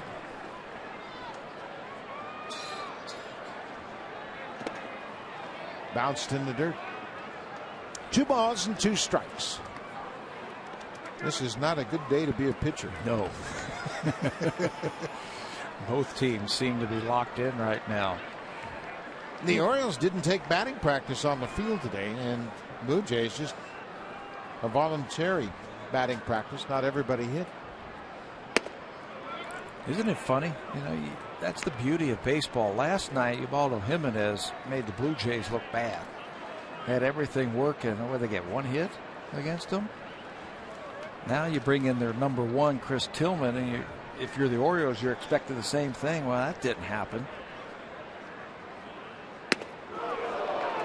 Russell Martin will take ball 4. That's 5 walks for the Blue Jays now. Trying to heat him up just a little bit, and it gets away from him. Ball 4 up and in. Gosman's got a good fastball. 96, 97 miles an hour, and throws that one underneath the chin of Russell Martin. He better be careful on this first pitch to Kevin Pillar. Pillar homered in his first at bat, leading off the second, and then struck out on a good sinker down and in. But you know, Pillar is saying, okay, they're going to come after me with fastballs, and after the walk to Russell Martin, I think he's probably dead on. Yeah. Getting ready. He was a little anxious last time up, bases loaded, trying to make something happen, ended up striking out. Now he can just put a good swing on. Got his fastball, but it was upstairs. Dave Wallace, the pitching coach, boy, he popped out of that dugout quickly and hustling to the mound. He saw something that he didn't really like. Maybe Gosman trying to muscle his way out of this inning. Overthrow it, get underneath it, and everything has been up. His last 3 pitches have been up, suggesting that they're not staying through the ball, staying on top of it. The Orioles will welcome in the New York Yankees for a 3-game series starting tomorrow night. And then the Orioles, after an off day on Thursday, will go to Boston to play a 4-game series against the Red Sox before coming to Toronto. All the AL East teams banging heads early on. Yeah, you better get off to a good start. What is it, 28 out of the first 34 games for the Blue Jays against the American League East? This is popped up as Pierce is going to run out of room. First baseman watches it sail into the seats. You know, that's what the Orioles did so well last year, was play well within the division. Orioles were 46-35 in the AL East, while the Blue Jays went 37-44. Play well within your division, and this year you got to get off to a good start because you're playing them all early.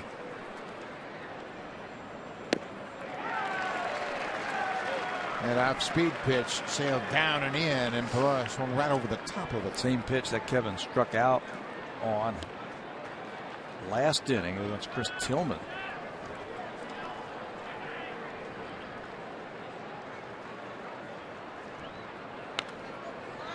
Came inside again, and Martin was running on the pitch.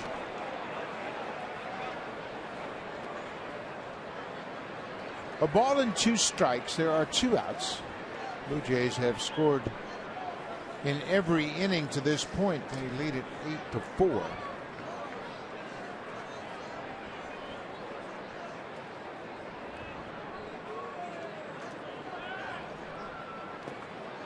Delay steal. Of Arnway got caught. He had to go down to block that ball, and Russell Martin picks up the stolen base. Boy, he timed it perfectly.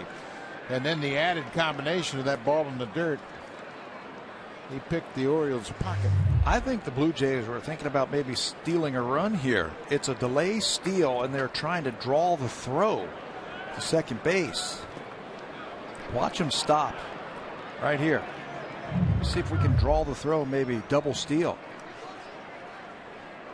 Donaldson at third base was inching off the bag, but there was no throw as Lavarnway had to block the ball, and then he had no throw. Pilar with a chance to drive in 2.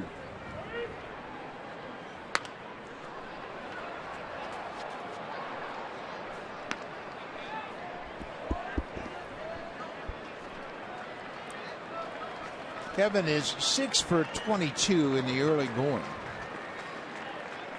He has driven in 2 runs with that solo home run coming in the second.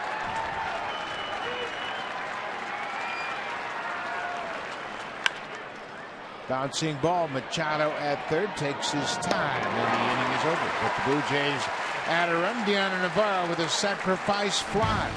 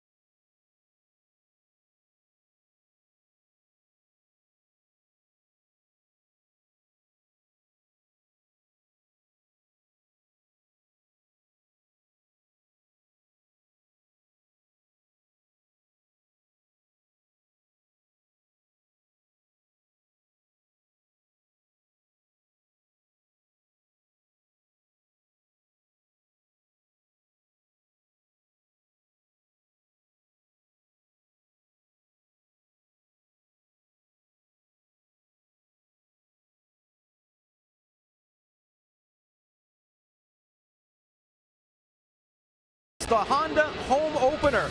Tomorrow night's game is sold out against the Rays, but it is a 4-game series. Tickets are available for the rest of the series at BlueJays.com. And a reminder, if you're heading down tomorrow, arrive early. The gates will open early, but there will be new security measures this year at Rogers Center, so get yourself there as early as possible. Buck? Thank you, Barry. And R.A. Dickey will open up the home portion of the schedule against the Tampa Bay Rays. He'll be hosed by Jake Odorizzi, the right-hander for Tampa Bay. Daniel Norris will pitch game 2 on Tuesday night.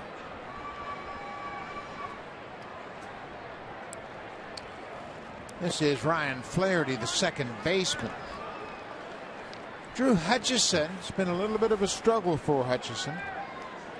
He's given up a 2-run home run to Adam Jones and RBI singles to Davis and Jones.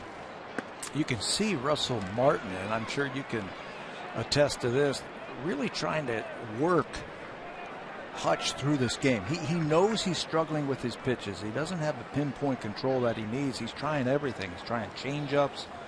He's trying backdoor breaking balls. He's trying to go inside with his fastball, just trying to find something that will work.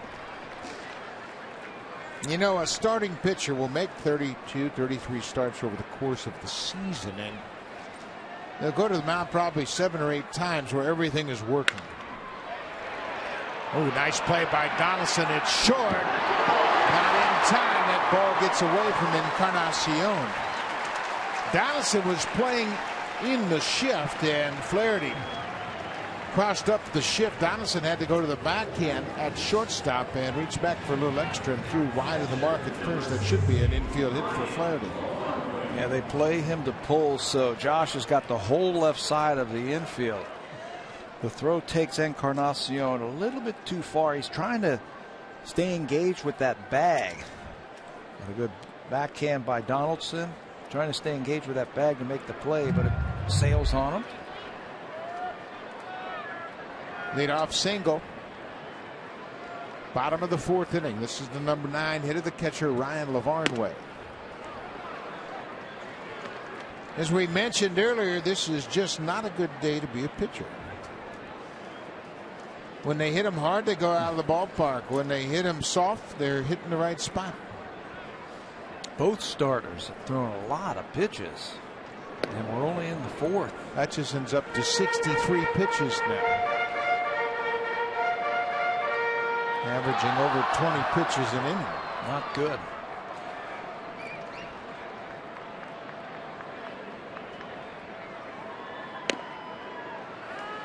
Some days you go to the mound and you feel great, and then nothing works. Ball sails on you, can't find the strike zone, breaking ball's flat, but you got to battle, and that's the kind of personality Drew Hutchison has. He understands he doesn't have his great stuff. Even the good ones, and I'm talking about the top drawer starters, they don't have their best stuff every single game. Back to Hutchison, to Travis for one, back to first, double play. Drew Hutchison is an outstanding fielder. Boy, he made an easy play of that one. That one will certainly help right there. You let go of that ball as a pitcher, you become a fielder. He's done that a few times. I like how he took his time. He catches the ball. Remember, he's running right back up the mountain and the pitcher's mound to make that throw. So take your time. Crow hop just a little bit, make a good throw. You got plenty of time to get the double play. Double play goes 1-4-3. That's the 7th double play for the Blue Jays this season. What are they waiting for? Buck Showalter is waiting for the review of the video. I don't think there was anything in question. No. But he is standing at the top of the dugout, outside the Orioles dugout, waiting till you get the thumbs up or thumbs down, and now he'll take a couple steps back, and he's not really sure. He says, okay, go ahead. He waved off the review. I didn't see anything that was in question. Maybe the fact that Travis may have left the bag early at second, but looked like a routine double play to me. It wasn't bang bang over at first base. Little chopper. Russell Martin out from behind home quickly. And boy, a double play and a little tapper in front of home plate. Quiet inning for Drew Hutchison. We'll go to the 5th. It's all Blue Jays early. Now it's time for a Blue Jays Central update. It's Jamie Campbell and Greg Zorn.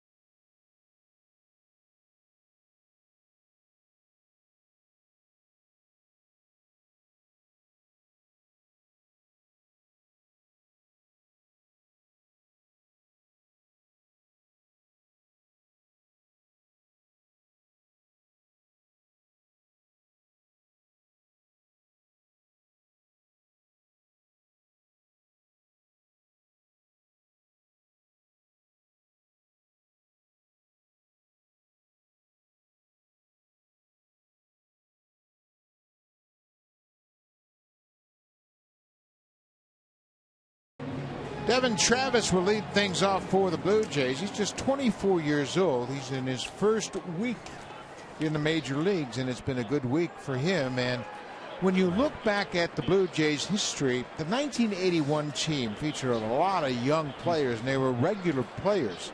Willie Upshaw, Damo Garcia, the second baseman. Steve was a great starter. The shortstop, Alfredo Griffin.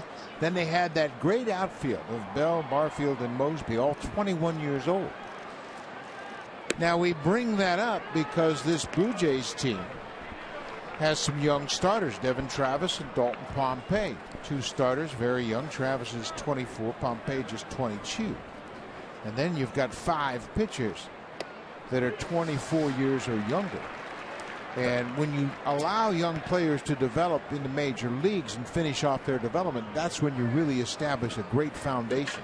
That graphic that we showed, that was the foundation, wasn't it, of those great teams? When about 84, they finally gelled together around 84, then 85 for sure when they won. But that was the backbone of that great team that they had. Of course, you have Miguel Castro and Roberto Osuna, two 20-year-old relievers that are in their first season. This is a high fly ball to deep center field. Jones back. He's got room in front of the 410 sign and makes the catch. Travis has hit the ball hard all afternoon. Nothing to show for it yet.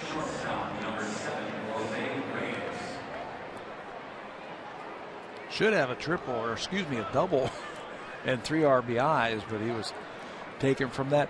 You know, what I like about that graphic that we showed from the 81 Blue Jays is the youth, 21, and they were everyday players. They just let them go out there and just play the game. 81 was my first year in the organization. I came over from Milwaukee, and I was 32 at that time.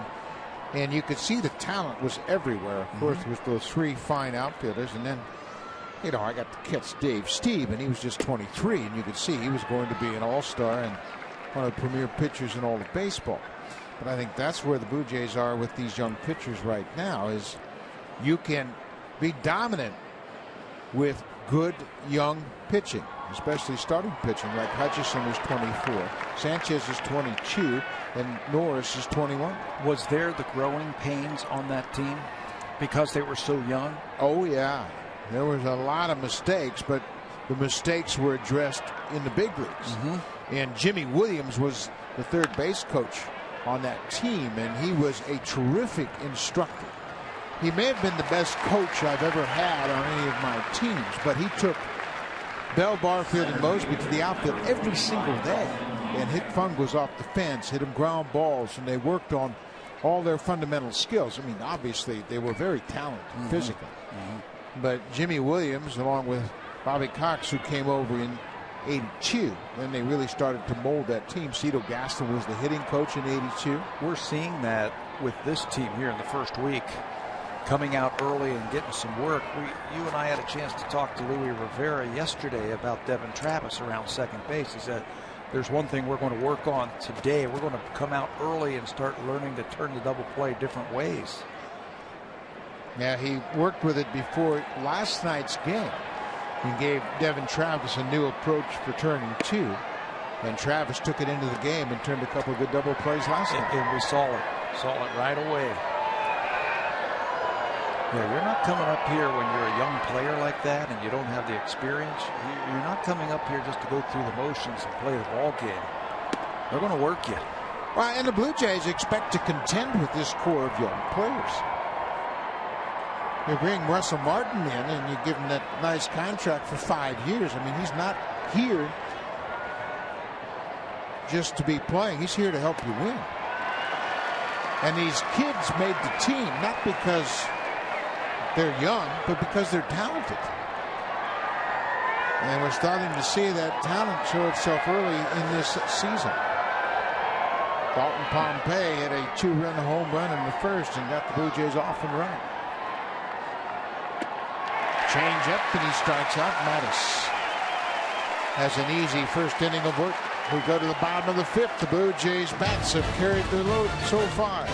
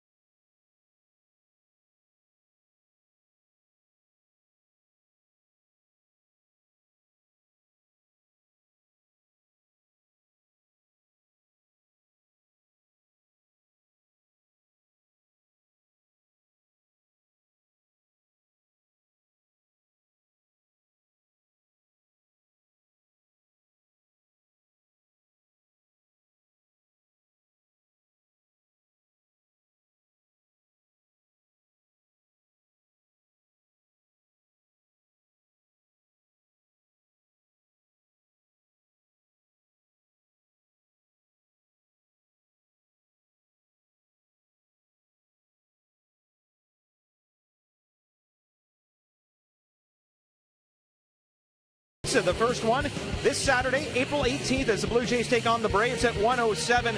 Special price tickets for kids in the 200 and 500 level outfield seats. And after the game, kids 14 and under can run the bases just like the pros. Visit BlueJays.com for details. Buck? Thank you, Barry. Drew Hutchison back for the fifth, and he gives up the first pitch base hit to Steve Pearce. Pearce has been on base 3 times. That's his first base hit. He was hit by a pitch and walked. Now he has a single. Setting the table for the big guys. His first hit of the afternoon, and he doesn't wait around. He's an aggressive swinger. First fastball he gets, he whacks it into left field. And now you got to contend with Davis and Jones with a runner on base. You see the shift now as Reyes moves to the first base side of second. 3 infielders on the right side of the infield. Donaldson is straight away at short. He will take the throw on the comebacker to Hutchison. Donaldson reminded Hutchison that he had the coverage at second.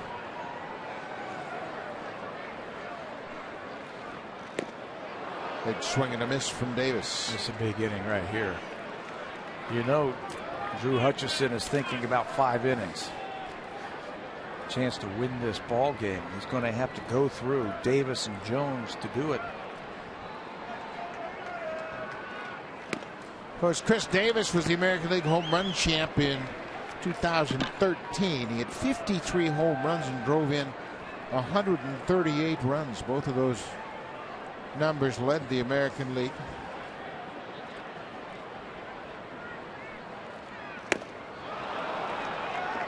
That's a good fastball, and Hutchison picks up another strikeout. That's 5 strikeouts for Hutch. Actually wanted that ball a little higher to Russell Martin, and he missed his spot. He gave him a high target, wanted to go up, and he wanted to go up and in, and that one's down the middle. And Davis, surprise, swings right through it.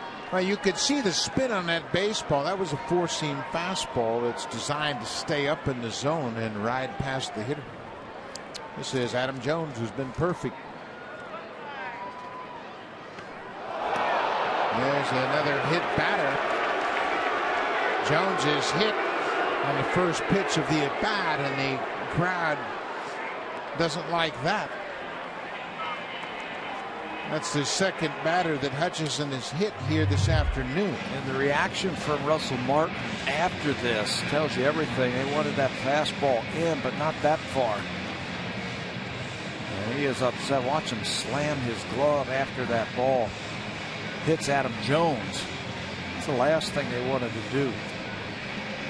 In this ballpark, pitching to this lineup, you certainly don't want to put guys on base.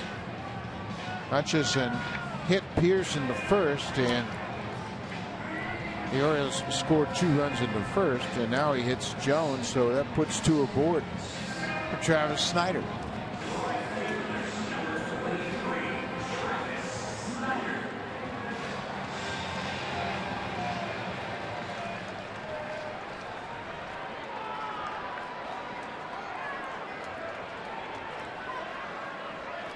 Snyder has struck out and popped out.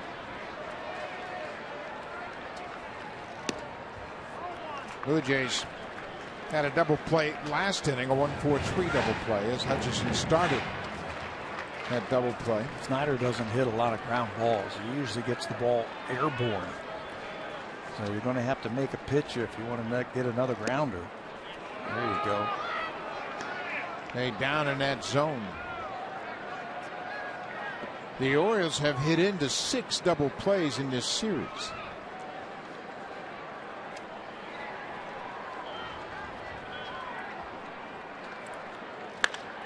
There's a fly ball deep to left field. Pilar looking up. This ball is gone. Travis Snyder, a 3-run home run.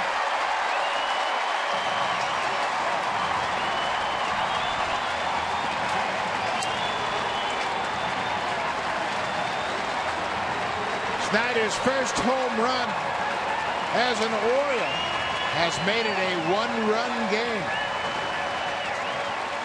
All right, neither one of these pitchers are going to get their 5 innings today. John Gibbons very quickly out of that dugout. Drew Hutchison served up the 3-run home run to Snyder. He'll lead with the lead, but he can't win it. Aaron Loop into the game.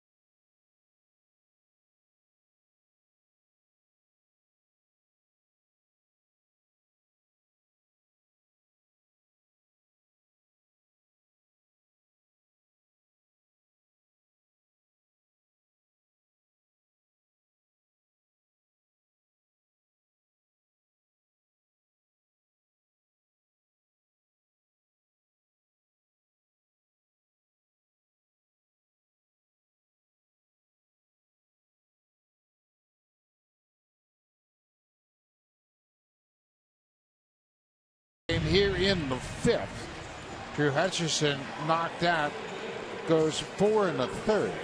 Luke making his 3rd appearance of the season. Yeah, already he's had a good one and a not so good one. That's why that ERA is a little bit inflated. Fastball, breaking ball, changeup for Aaron Loop, and he will get Manny Machado here to start off the 5th inning. 1 out. They need him to get through this one and maybe even one more because it's so early in the game. Just in the 5th.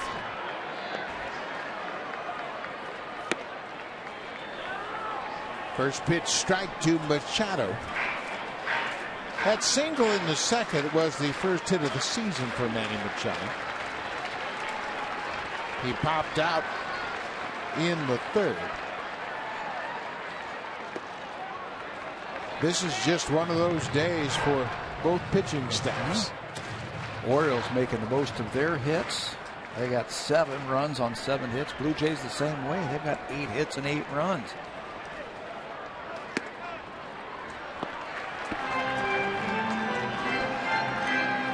There have been 4 home runs hit in this ball game, 2 by each ball club.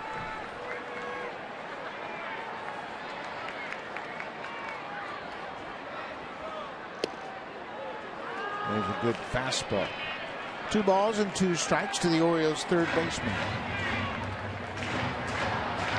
Drew Hutchison, a disappointing start here against a team he's always pitched well against, the Orioles. Hutchison came into this game with a career 4-1 record against Baltimore. He made 6 starts against them last year and went 3-1. With a good ERA, just over 2. But this afternoon, the 3-run home run in this inning knocked them out of the game.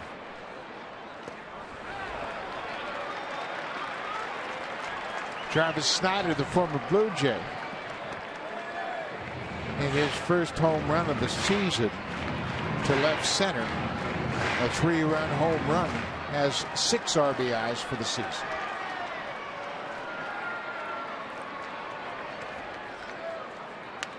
Charged with an error that led in 3 runs, and he got those 3 back all by himself. Yeah, he's even on the plus minus so far today. I don't know about that. Still, I still don't think that was an error. I thought that was a double and 3 RBIs.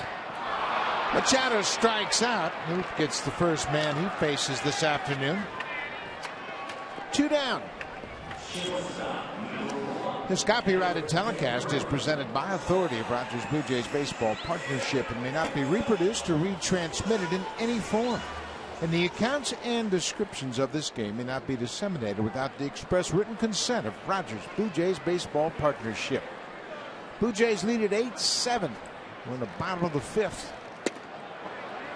15 runs on 15 hits, and that's the way baseball is in the American League East.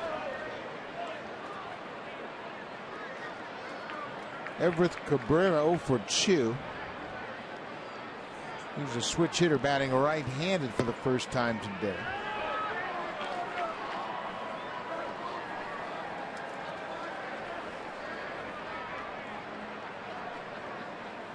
J.J. Hardy, the regular shortstop for the Orioles, is on the DL. Ground ball hit to short. Reyes backhands, fires to first. Loop comes in and puts out the fire. But the Orioles scored 3 runs on 2 hits in this one swing of the bat. A home run by Travis Snyder to the opposite field. It's 8-7 Blue Jays.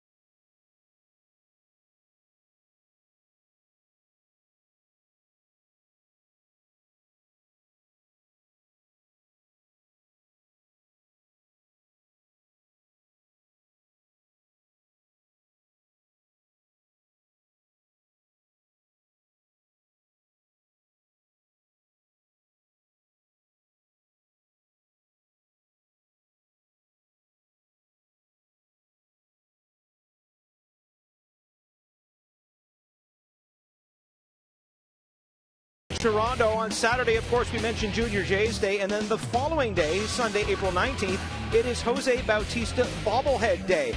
The first 20,000 fans will receive the Bautista bobblehead. For tickets, you can go to BlueJays.com. That's the Blue Jays and Braves 107 a week from today, and they will be lined up to pick up a bobblehead. Buck? Should be a great first homestand. It's a 10-game homestand for the Blue Jays. They will play Tampa Bay, the Atlanta Braves, and these Baltimore Orioles. A good long stretch to start the season at home for the Jays. Brian Mattis delivers a strike. It's 0-2 to Jose Bautista. Mattis came into the ballgame and retired the side in order in the 5th. First time that has happened this afternoon for the Blue Jays. Mattis has a good arm. Converted starter, out to the bullpen, fastball, curveball, and got that changeup working this afternoon. Mattis, another first-round draft pick by the Orioles. Kevin Gausman was the same. Mattis pitched at University of San Diego. Ball is upstairs. The Orioles have another left-hander that is back in the minor leagues, T.J. McFarland. Pitched for them last year, and there was some thought that he might join the Orioles on his homestand. Bautista hits it in the air. Jones has plenty of room. The center fielder is there. Bautista's retired.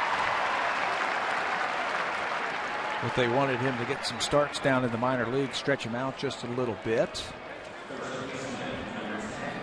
They have an underrated pitching staff And everybody talks about the home runs and the defense, but their pitching staff was pretty good last year. Well, and the thing about it is, their starters are not any real aces in their staff, but they're all pretty consistent. And then you get to the bullpen, and the bullpen's terrific. They got some good arms. Talking to some of the Blue Jay hitters over the course of this weekend series, they said it's pretty much universal. Wherever you go nowadays, there are great arms coming at you out of the bullpen.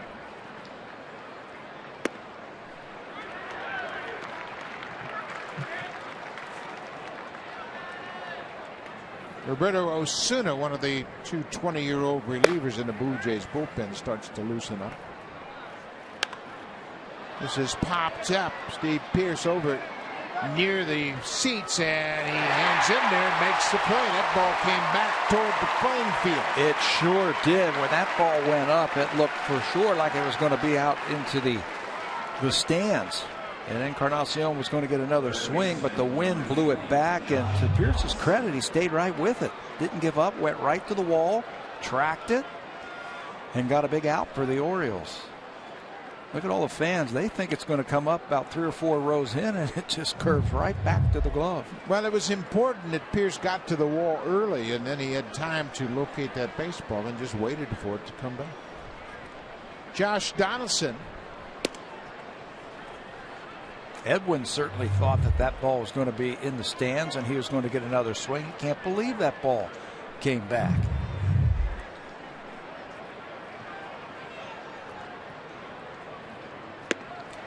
There's not much foul territory here in this ballpark, so hitters have a tendency to think anything popped in the air foul is going to go into the seats. You can see how little room there is between the foul lines and the seats.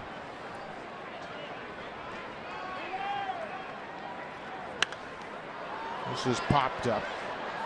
Well back this time.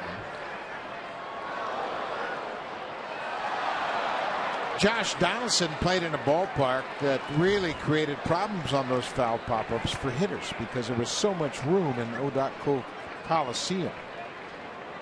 Hated that place. Hated it. I want to hit in a Fenway Park where there's no foul territory. Well, I believe it's further from the first base bag to the seats than it is from the first base bag to second. I believe that's a lot of space. That's a lot of room. Yep.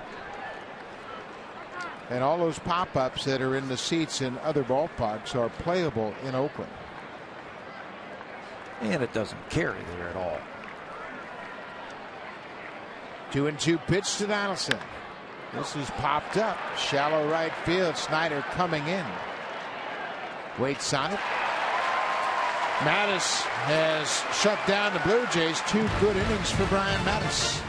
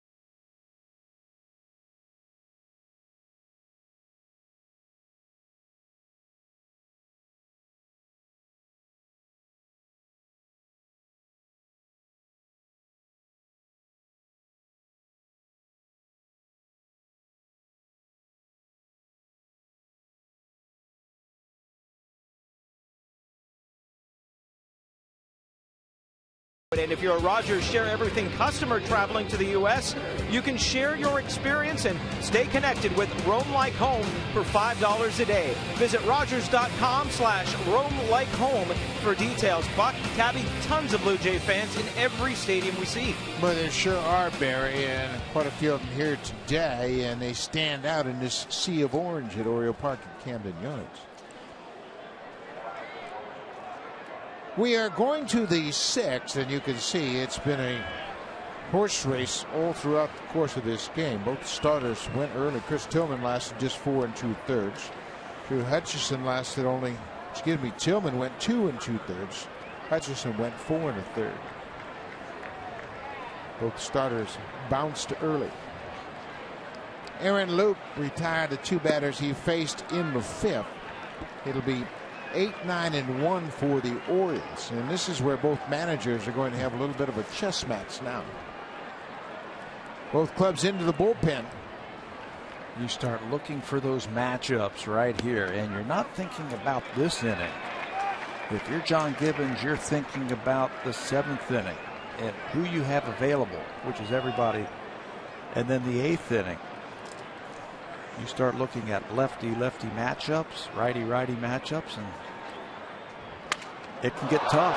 That bat is shattered. Donaldson comes over from 3rd, makes a nice play to retire Flaherty. He really got sawed off. That's the barrel of that bat as that thing split. Aaron Loup just has that ability, doesn't he? 3/4 sidearm. That ball just tracking right in, and he hit that right on the pine tar of the bat. Ball is not carrying back to the pitcher's mound.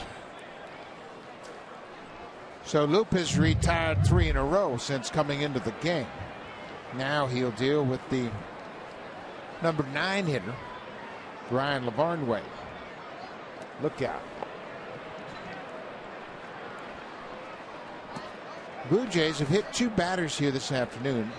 Hutchison hit Pierce in the 1st, and then he hit Jones in the 5th, and that set up the 3-run home run by Travis Snyder.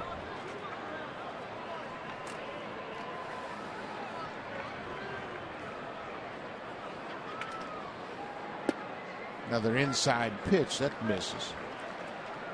Pat, you mentioned early in this game that with these 2 powerful lineups, you have to pitch the hitters inside. That sounds like it's counterintuitive to pitching in this small ballpark. I think it's the way to go when you've got home run hitters like both of these teams do. LaVarnway hits it right to the shortstop. Even if you don't get them out, at least you're putting in their mind that you're going to go in there. And you're thinking about jamming them. You can't let them extend through there. I think both managers understand that you have to use your best fastball, and you got to jam them with it. Crowd those batters. This is a small ballpark, and hitters can hit the ball out to the opposite field and to dead center. We saw Jones hit his home run to dead center. Snyder went opposite field to left center. Yeah, we've also seen what these teams do when the ball is out in front of home plate. I don't care how hard you throw. These are 2 good hitting teams, and they like that ball away from them. This is a big out in this ball game. The leadoff man, Alejandro De Aza, he's gone 0 for 3, but Luke needs to get him. And he will. Donaldson in time. Luke retires all 5 men he's faced here. That's a big out. 3 up, 3 down. The Orioles go quietly in the 6th.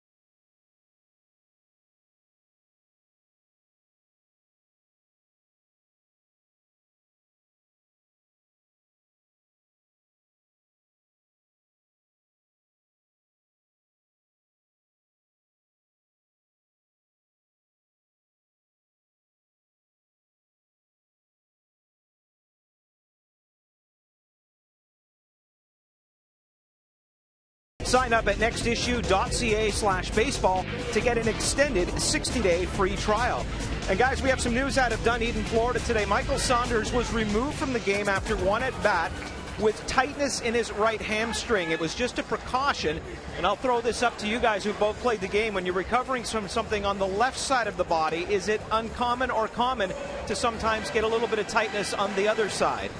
Well, Barry, I think it's natural that Michael Saunders is going to have some ups and downs in his rehab assignment, and he's coming off that knee surgery, and he's really responded very well. So I think this is a good move. If he has any concerns whatsoever, you got to shut him down. Yeah, well, he hasn't done anything in the spring because of the knee problems. As Brad Brock is now into the ballgame, there are his numbers from last year. But now, then you start playing every day. You put the spikes on and the stopping and the starting. You're going to have some soreness, I believe, in your hamstring. So it's a smart move. Yeah, it sure is. And doesn't mean he's injured. No, not at all. If he's got a little soreness, you don't want to push it to the point of injury. You get him out before he hurts himself. Yanner Navarro has had a good day at the plate. Navarro singled in the first, reached on a fielder's choice and scored in the third, and had a sacrifice fly in the fourth. It is 8-7 Blue Jays.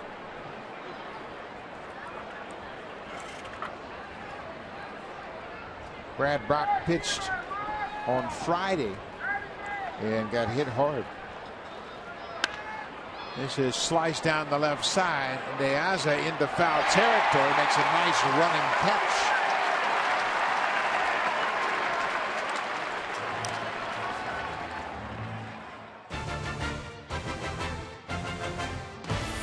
The 2015 Honda CR-V is the official vehicle of the Toronto Blue Jays and Motor Trend's 2015 Sport Utility of the Year.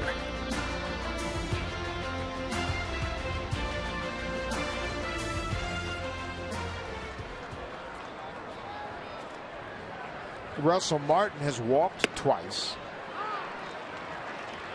0 for 1 officially. He has a stolen base and he scored a run.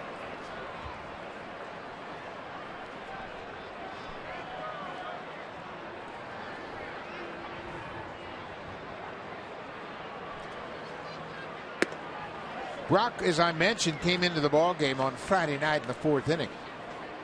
He gave up a 2-run double to Dalton Pompey, an RBI single to Jose Bautista, and a 2-run double to Josh Donaldson.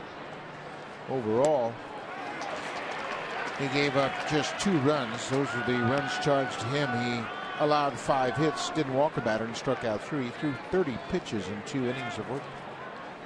Yeah, just 2 earned runs in those 2 innings with 3 strikeouts. Encarnacion and Reyes and Smoke.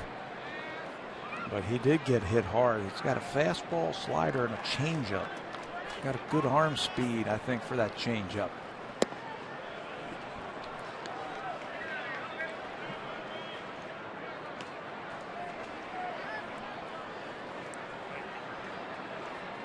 Brock came in relief of Bud Norris. Norris didn't get a batter out as he loaded the bases with nobody out. Brock came in and struck out the first batter, Reyes, but then gave up the 2-run double to Pompey and an RBI single to Bautista. You know what makes the Orioles bullpen, I think, so effective is they've got a little bit of everything down there. They've got some hard throwers like Tommy Hunter, left-handers Mattis, Britton is a ground ball pitcher, Darren O'Day the side armor, and now this guy doesn't look like Brad Brock can throw a ball straight, does it? Got a lot of sink on that pitch. They now have a knuckleballer down in that bullpen, right, in Eddie Gamboa. And they've got a young hard thrower in Jason Garcia, Rule 5 player. Rule 5 guy, so a little bit of everything down in that bullpen. That's what makes it so difficult. Russell Martin takes a high strike. He was all set to go to first. He thought that was ball 4. Yeah, so did I. It was a high changeup. John Gibbons not happy about that one. Russell Martin has been sitting behind that dish all afternoon long, and this has been a ball all afternoon. Boy, it looks high and inside.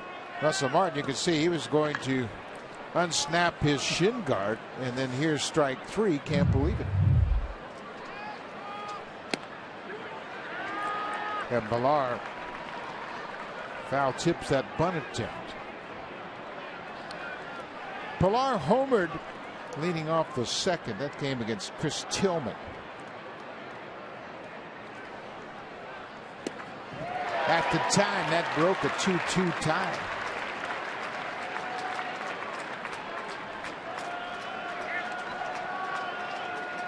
He has since struck out and grounded out. 1 for 3 for Pilar. Goes after that high pitch. Tomahawks it into shallow left field. Gaza is there. The inning is over. 3 up, 3 down for Brad Buck. The Orioles bullpen has come in and shut off the Blue Jays offense.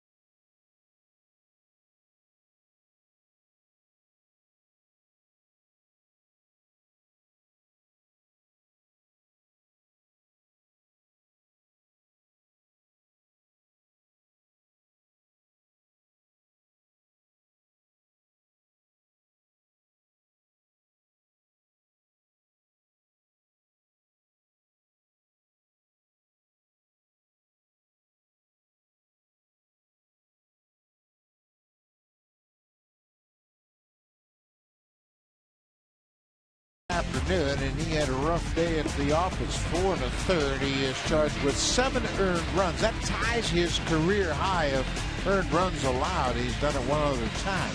7 hits, a walk. He hit a couple of batters and gave up 2 home runs. It was a rough outing for both starters. Yeah, they had him start on opening day because they wanted him to face the Orioles before the Blue Jays went back home. Sometimes you can make all those plans and they just don't work out. This afternoon wasn't his day. We are now into the bullpen. This is the 3rd pitcher for the afternoon for the Blue Jays, and it's going to be Roberto Osuna. There are his numbers. He pitched in 2 games at Yankee Stadium. Last time that he worked was on the 9th. Pitched an inning in the 3rd, gave up a hit, and had 3 strikeouts. He's got a great arm, good fastball, and he's not afraid to use that changeup in any count.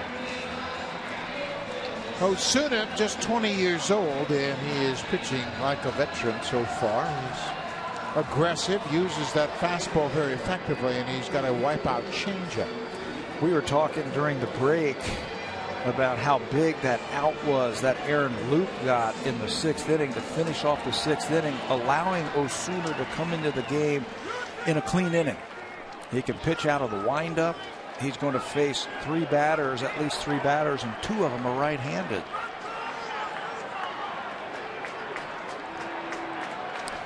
When Osuna appeared in his major league debut on the 8th of April at Yankee Stadium, he became the youngest pitcher in club history to appear in a big league game. 20 years and 60 days old.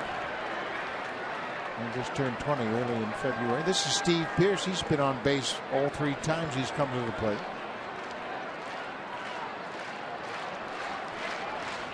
Osuna trying to protect the 1-run lead.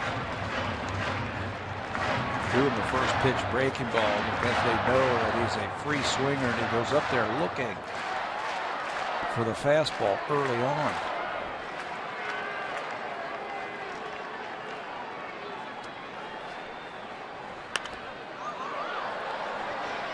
Pop back over the screen, out of play. Hey, make a play, Terry. That one bounced right into our booth. I see you. You look like an athlete there. Don't be fooled. All right. Osuna ahead 1-2. There's that off-speed pitch, a strikeout. He gets the first batter he faces here this afternoon. Make a grand entrance during the DIY expert sale, only at Home Building Center and Home Hardware Building Center. Homeowners helping homeowners with expert advice.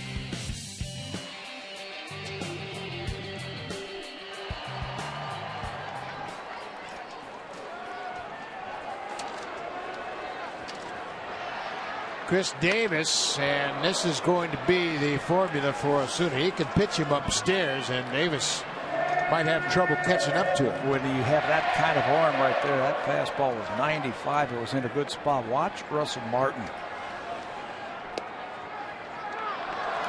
He wanted the fastball up and then the changeup down. Now he can go anywhere. I'd go right back to where that first pitch was. Up and in. Look at Russell. Stay right there. 2 good fastballs, top of the zone. As strong as Chris Davis is, that is still a tough pitch to knock out of the ballpark. We threw him a changeup and he taps it foul.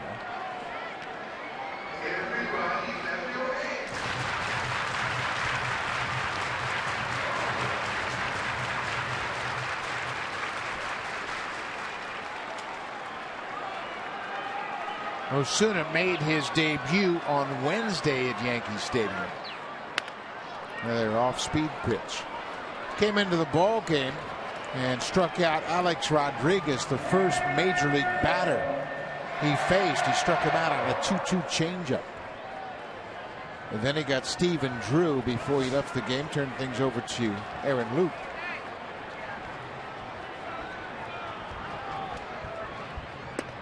There you go. Well, what a good sequence of pitches. Back-to-back strikeouts. Now Adam Jones, who has had a terrific series, will step in with 2 outs. Well, he always seems to come up big against the Blue Jays, against Mark Burley in the first inning on Friday night. His first home run. And then this afternoon, his second home run of the series. Straightaway center field. Fastball down and away from Drew Hutcherson. He takes him out to dead center. Adam Jones has been on base all 3 times today. Lines it to left. Pilar got a good break. Makes a diving catch. Kevin Pilar is playing great in the field. That was trouble as that ball was sinking quickly. Jones is robbed of another base hit. Pilar gets a good read, dives, and ends the inning with a fine catch.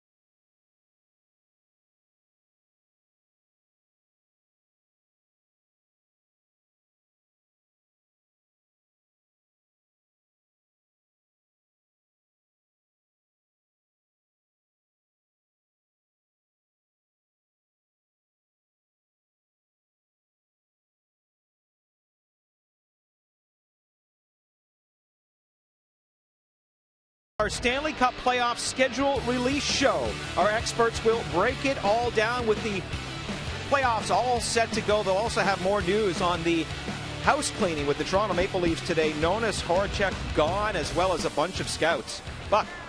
Thank you, Barry. Of course, the playoffs coming up, and you'll be all set up once you check out that playoff schedule TV show.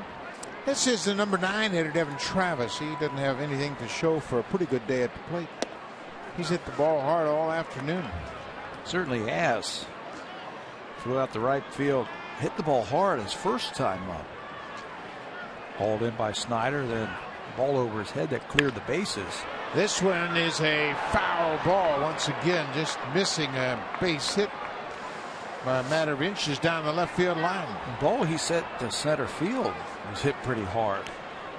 That was back in the 5th inning off of Brian Mattis. Sent Adam Jones all the way to the warning track. We're in the 8th inning, and it has been a seesaw battle. The Blue Jays took an early lead, 2-0, and the Orioles on Jones's 2-run home run at the bottom of the inning. And the Jays had a 3-2 lead, and they built that up to 7-2.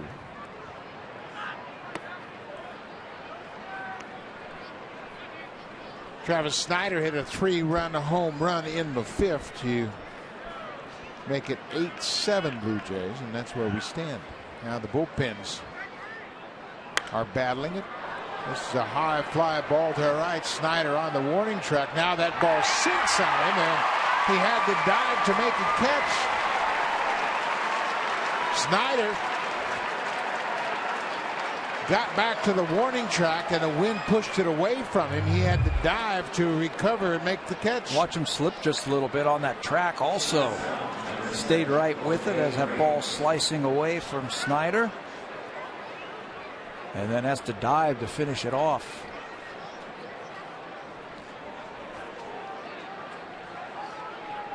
Looking right up into that sun.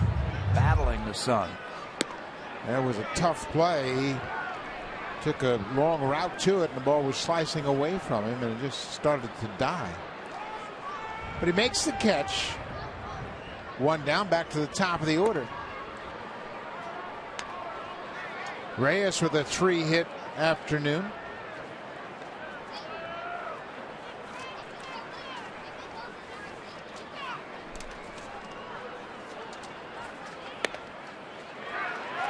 Two and one. Boy, what a good start for Jose Reyes at the plate. You saw his batting average at .435. Reyes now has 10 hits. And taking all the way on that 2-0 pitch. He knows how important it is to get on base. 2 down. Now it's time for Drive of the Game. It's presented by the 2015 Honda CR-V, Motor Trend's 2015 Sport Utility of the Year. Let's go all the way back to the 1st inning. Second batter of the game off of Chris Tillman. Dalton Pompey sends this ball to right field. Hits off that fencing, but it's over the scoreboard after some talk. It's ruled a home run, his first of the season. Blue Jays got off to a good start, 2-0.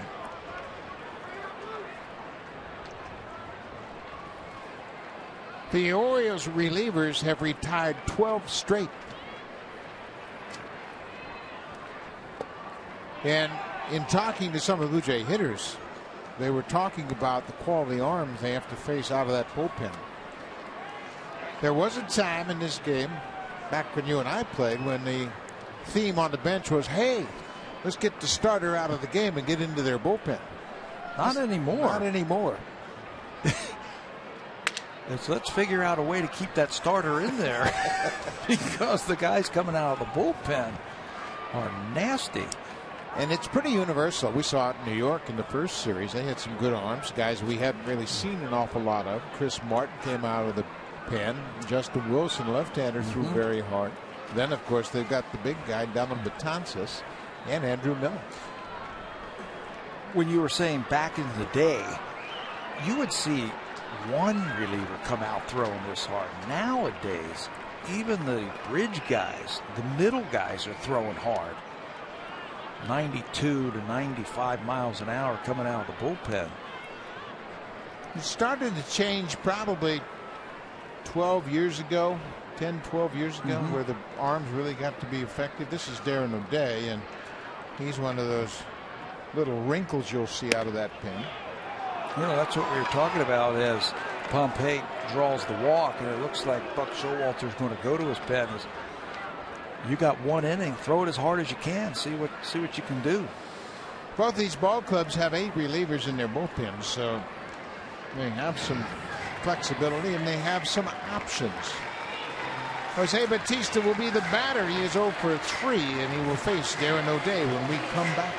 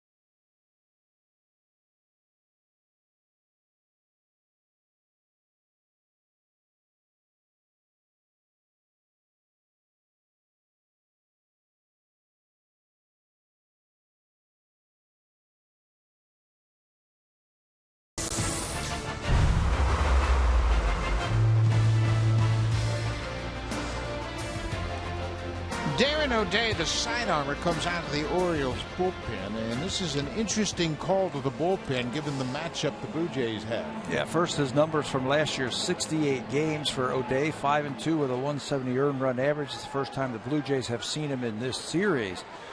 You mentioned Brad Brock had been doing a good job. He had only given up 1 hit to Bautista in his career. He's given up 4 hits. Darren O'Day's given up 4 hits to Jose Bautista. 3 home runs. It's a 1-run game. Blue Jays have an 8-7 lead. Pompey, he can run at first.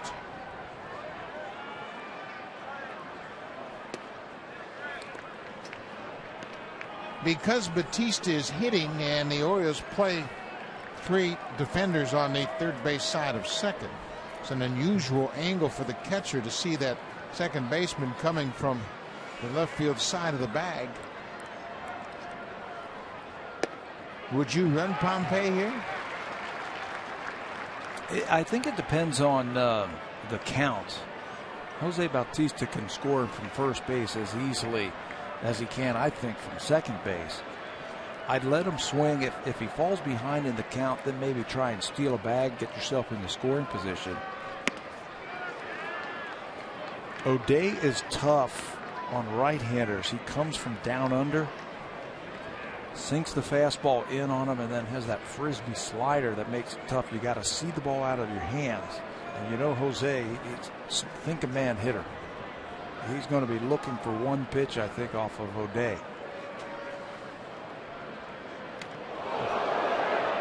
That went over his back, and somehow LaVarn Wayne caught it. There has been an underlying theme throughout this series, and it's very subtle. Chris Davis got hit by a pitch. Russell Martin got hit by a pitch. What's this? How did LaVarn Wayne catch it? I have no idea.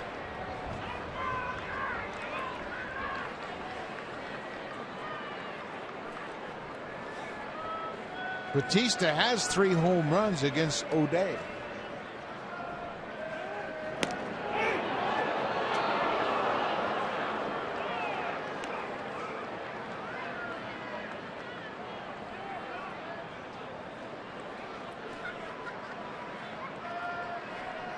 I think it's going to be a great series, a great season series against the Orioles for the Blue Jays.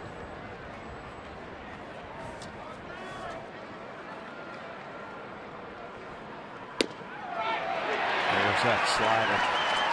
They threw him a 3-1 slider and caught the outside corner. Why not?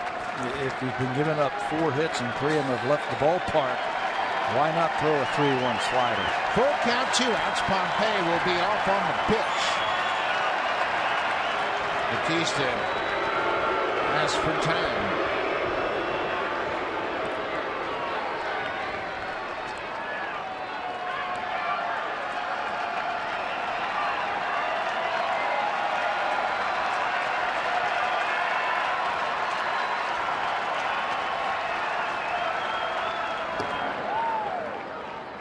Obviously, Pompey's not trying to steal it, so he's got to make sure that O'Day goes home. Yeah, no chance getting picked off right here. 3 and 2 outs. You're going. The last thing the bench or the base coach will tell you, hey, make sure he goes home.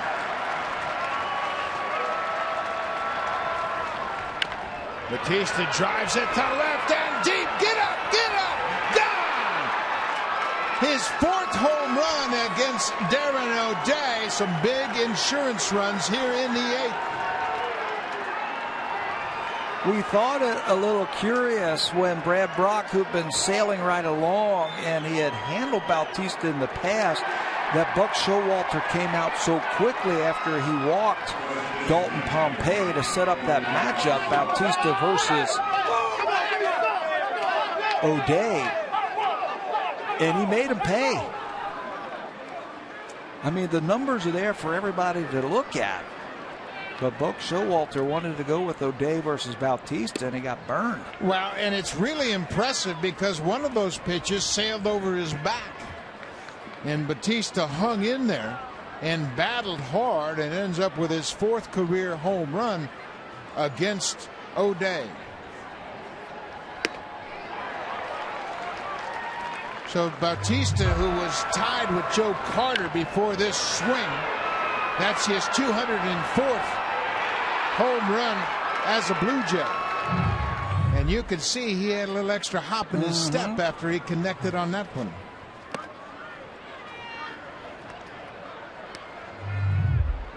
Slider stayed in the middle of the plate. And Darren O'Day said, how does he do that? He has 5 hits off O'Day, 4 home runs. Encarnacion strikes out. Big home run for Batista, his 1st of the season. Now it's time for a Blue Jays Central update. Here's Jamie Campbell and Greg Zahn.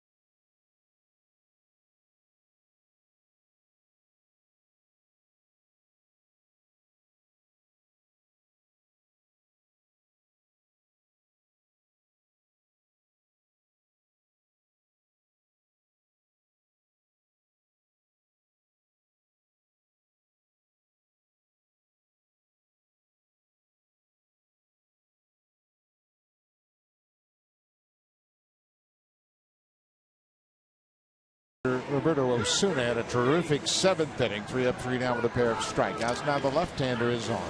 Scheduled batter was Travis Snyder, so Cecil was into the game, and Cecil will face a pinch hitter. Yeah, this has worked out nicely for the Blue Jays. You got Osuna last inning, 3 up, 3 down, a couple of strikeouts, and now Brett Cecil. This is the role that he was in last year when he put together these numbers. Outstanding, 2 and 3, 270 earned run average, averaging almost 13 strikeouts per 9 innings. Using the fastball, using that changeup, he'll turn it over at times, but the big curveball, I think, is the out pitch for him. Defensively, Justin Smoke is into the game, takes over at first base for Edwin Encarnacion. Boy, once again, the Blue Jays defense, even in a 10-7 ball game, the defensive play by Kevin Pillar to end the 7th, really huge in a 1-run game at that time. Yeah, it is. It allows Brett Cecil to come in and start a clean inning.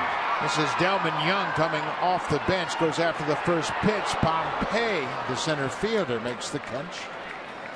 1 pitch, 1 out for Brett Cecil. It's a great point about Pillar ending last inning, and then Brett Cecil gets to come in and face the clean inning.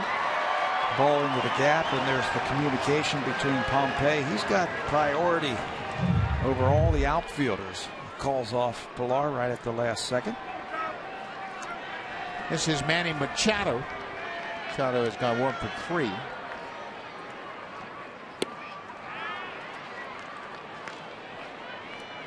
Boy, it has been a battle of the bullpens, and so far the Blue Jays have won that battle, with Batista hitting his 4th career home run against Darren O'Day. His first home run of the season is a big one.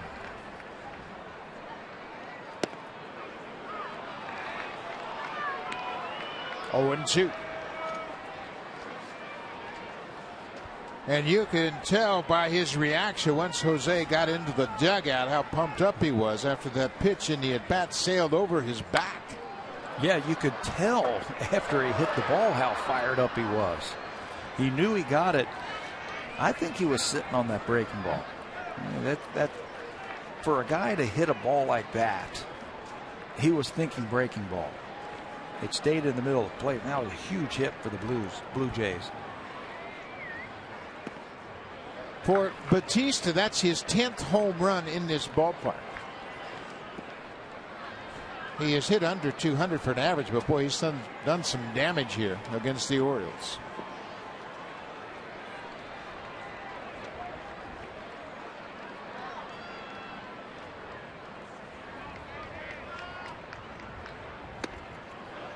Machado lays off that pitch. It's a 10-7 Blue Jays lead.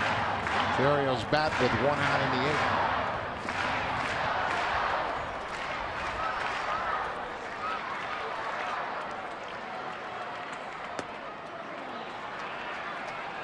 Oh, he's had some good at-bats. Machado, he has seen a lot of pitches. When he singled in the 2nd, that was his first hit of the season. He snapped an 0 for 15 to start the season. He's now just 1 for 18. Pulled foul outside of 3rd. Boy, this would be a good win for the Blue Jays to wrap up their first road trip in New York and Baltimore, going 4-2 on the road trip. Yes, it will. Keep that momentum rolling as you get ready for that home opener. It played out nicely for him. I think the bullpen, the matchups have been good for him. Boy, there's that great breaking ball, and Machado strikes out.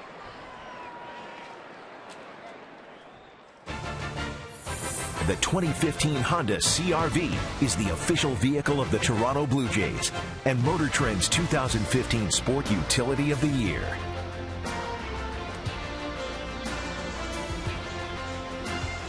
Well, John Gibbons Ball Club, they feel like they've been in a heavyweight boxing match today as the 2 big offenses of the American League. Last year they were 1st and 2nd in home runs. The Blue Jays have hit 3 home runs this afternoon. The Orioles have hit 2. And right now the Blue Jays have the upper hand.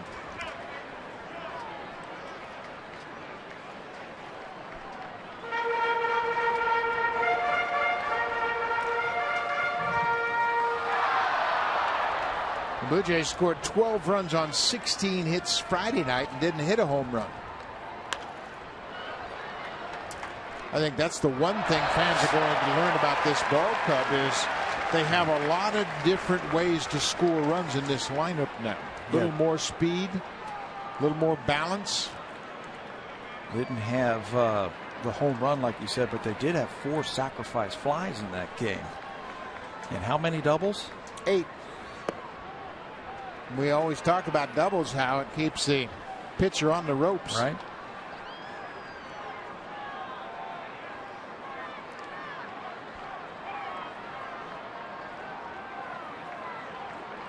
A ball and 2 strikes to the shortstop, Everett Cabrera.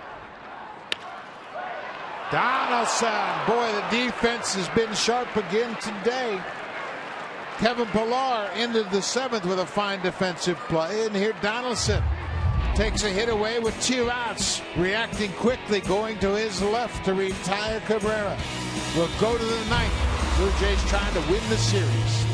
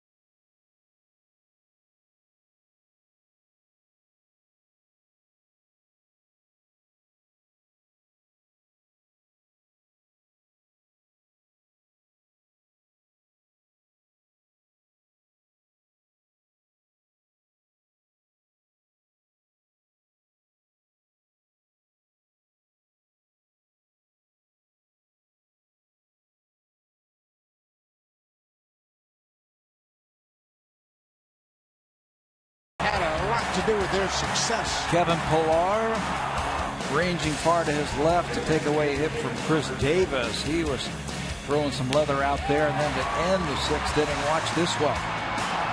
Dives, gives up his body, and then to end last inning, Josh Donaldson. So the Blue Jays, we've talked a lot here this first week of the season how their defense has improved, and their subtle things, little things like that right there. Plays that really don't show up in the box score, but they record outs. The Blue Jays have also turned 6 double plays in this series. The pinch hitter Delman Young takes over defensively in right field for Travis Snyder.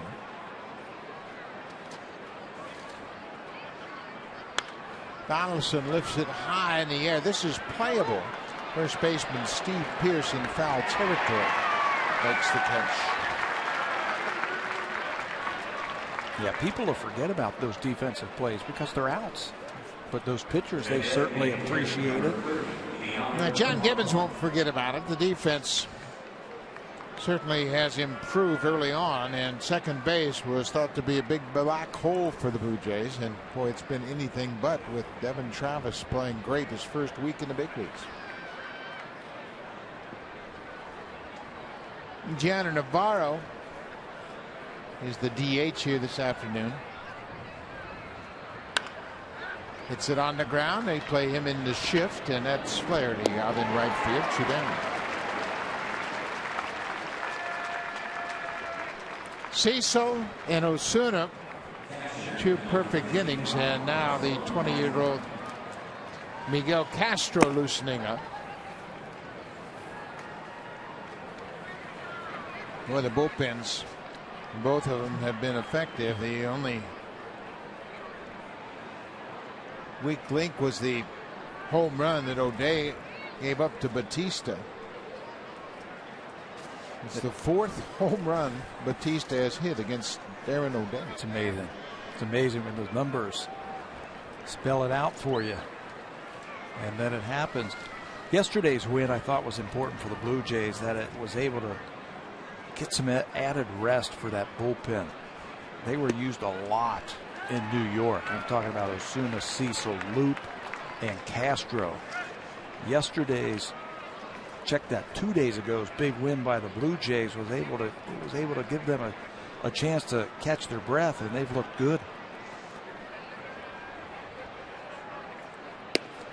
Well, that's why managers have a tendency to take those extra relievers early in the season, so you can give your starters a chance to get into the flow of the season. Never really know what you're going to get from start to start early on. So both the Blue Jays and the Orioles carrying an extra pitcher out of their bullpen. You get that little bit of rest and it rejuvenates you. Aaron Loop retired all 5 batters, Osuna all 3, and Cecil 3 up, 3 down. So far, so good. Blue Jays won't have an off day until next Monday.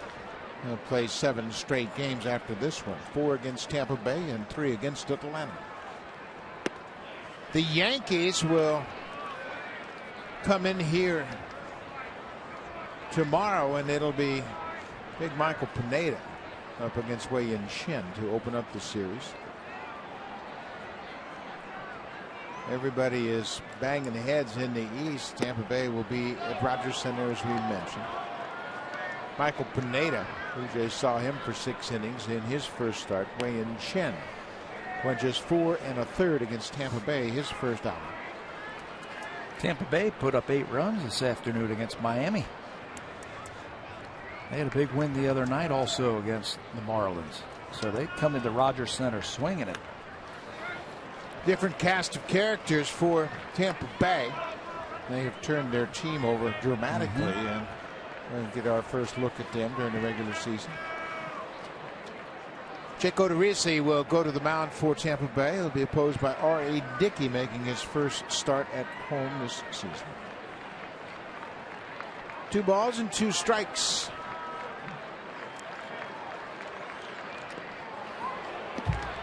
That hit Russell Martin, and Russell got hit in the game yesterday. Now they're appealing, and Russell's going to be called out on strikes, as they say he swung at it and the ball hit him, so he is out. So Russell Martin called out for swinging at the pitch and getting hit. It'll be a strikeout. Take a look at this last pitch to Russell Martin. That's not a swing. No. That's not a swing. I don't even know if it hit his hand, but it looked like a foul tip. Mike Everett to home plate umpire. Tim Timmons down at first, and John Gibbons is still discussing the play with Gibbons and Russell Martin. I don't think he swung at it. I think he checked his swing.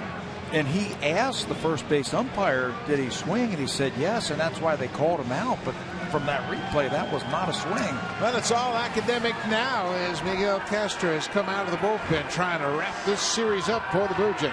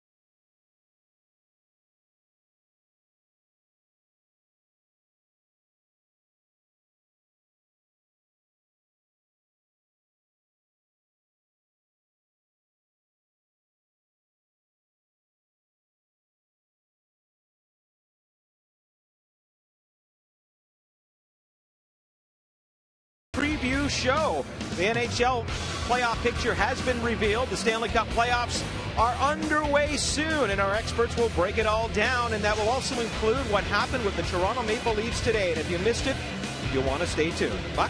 Thank you, Barry. Lots going on in the hockey world as the season is over and everybody's getting set for the playoffs. Miguel Castro will make his 4th appearance of the season. And he is on in a save situation here in the 9th. Yeah, first one in this series against the Baltimore Orioles. This is their first look at the tall rookie right-hander. Fastball's been very good. Slider, and he's got an interesting changeup that he throws, and it's been a good one. He's not afraid to throw any of those pitches at any time. And for a big guy, big tall guy, he throws a lot of strikes. Got a very smooth delivery, and he's able to pound that strike zone with all 3 of his pitches. We've talked about the Orioles bullpen. Let's don't slight the Blue Jays bullpen today. After Travis Snyder homered in the 5th to make it a 1-run game, Luke, Osuna, Cecil have set down 11 straight. Now it's over to Miguel Castro, another 20-year-old.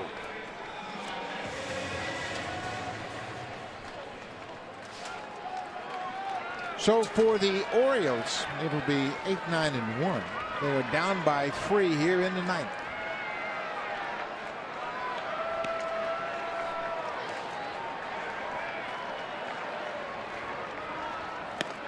Over the last 4 seasons, the Blue Jays are 15-22 against Baltimore in this ballpark.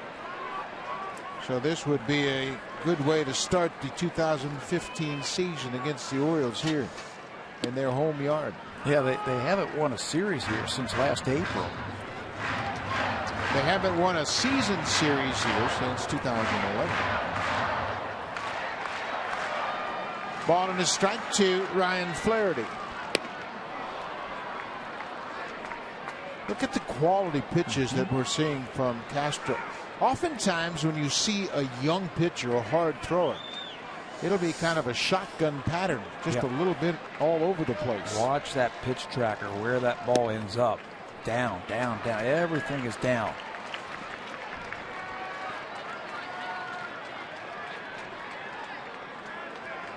No one on that Blue Jays coaching staff is concerned by Castro being intimidated by the situation. He has shown poise from the first day of spring training. Ryan Lavarnway, the catcher, is on deck. It's a full count to Ryan Flaherty. A leadoff walk. That's the first walk issued by Castro. First base runner that he has given up this year. That run doesn't mean anything.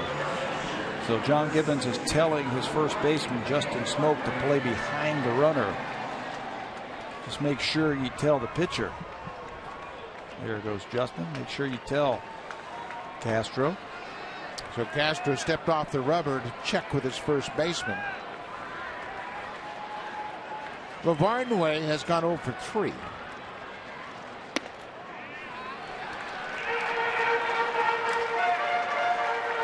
This is no day at the beach for Lavarnway. The shadows have crept across home plate.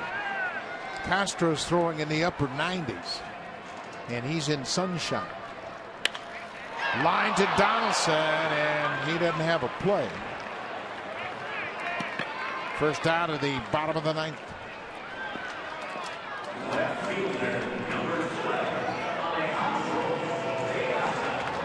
Doesn't look intimidated, does he? Not at all. He's very much at home. John Gibbons told me he came in early yesterday, and Castro was the first one at the ballpark, working out.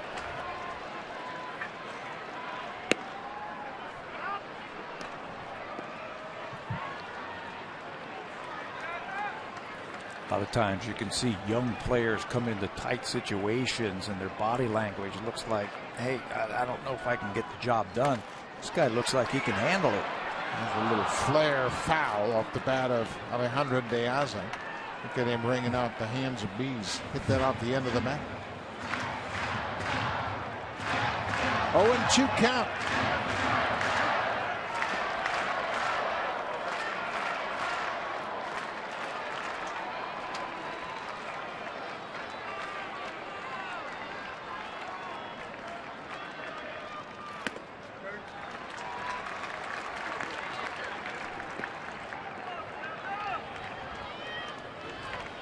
Castro has a save and his only opportunity.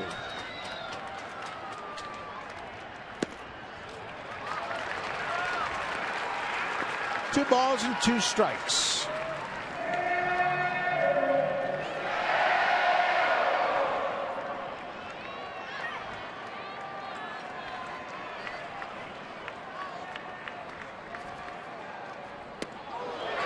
Now it's a full count.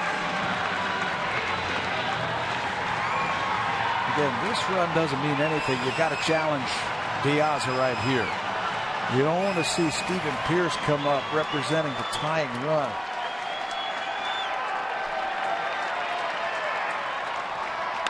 Ground ball. Smoke has it go under his glove. He may have been blocked out by the base runner. He definitely was, Buck. Blocked out by that base runner. That's a play that he normally makes. Watch him as he backs off. And Flaherty stands right in front of him, and he just loses it momentarily.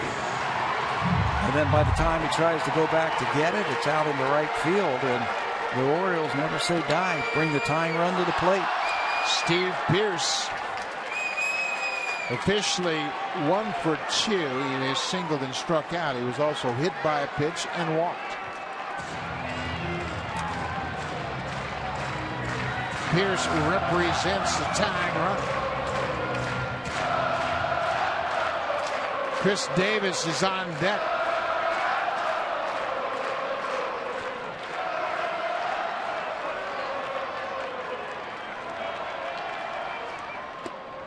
First pitch breaking ball. That's exactly what Osuna did.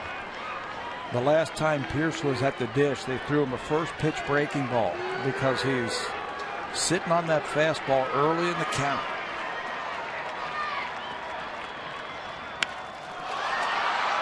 Fly ball, long run for Pilar. He dives and makes another terrific catch. Oh my! When you're in this ballpark and you have a chance to record an out, you better take advantage of it. What an effort by Kevin Pilar, and Pierce can't believe it. What made this so incredible was, remember, he's playing no doubles now, so he is playing back a little bit deeper. So he is coming a long, long way, and he is determined he's not going to give up on it. Makes the catch one more time. Buck Showalter is going to come out, and they're going to take a look at this. It hit the ground, and you can see it knocked his glove off. But the ball is still in the glove. He cradles it against his chest to record the out. What a heads-up play by Kevin Pilar. What a great effort by Pilar. Watch the glove. Comes off his wrist, but he cradles the baseball and the glove against his chest, and the ball never came out of his glove. Terrific work by Pilar, and terrific work by our technical crew here in Baltimore to recapture that great effort. Yeah, something looked funny right at the end there. You can see why on that super slow-mo. But he had to come a long way, and he was very determined to make that catch. This is the ball game, obviously. Power against power. Osuna struck out Davis on high fastballs. 97. And I think you have to stay up there. You have to climb that ladder and stay up in the upper part of the strike zone against Chris Davis. He's a low ball hitter, and he likes the ball down and away from him. A changeup, and he had no chance. That ball bounced on home plate. But after 97, he knew he had to get the bat going. And he's gearing. He was gearing for that fastball. Struck him out with a high fastball last time up.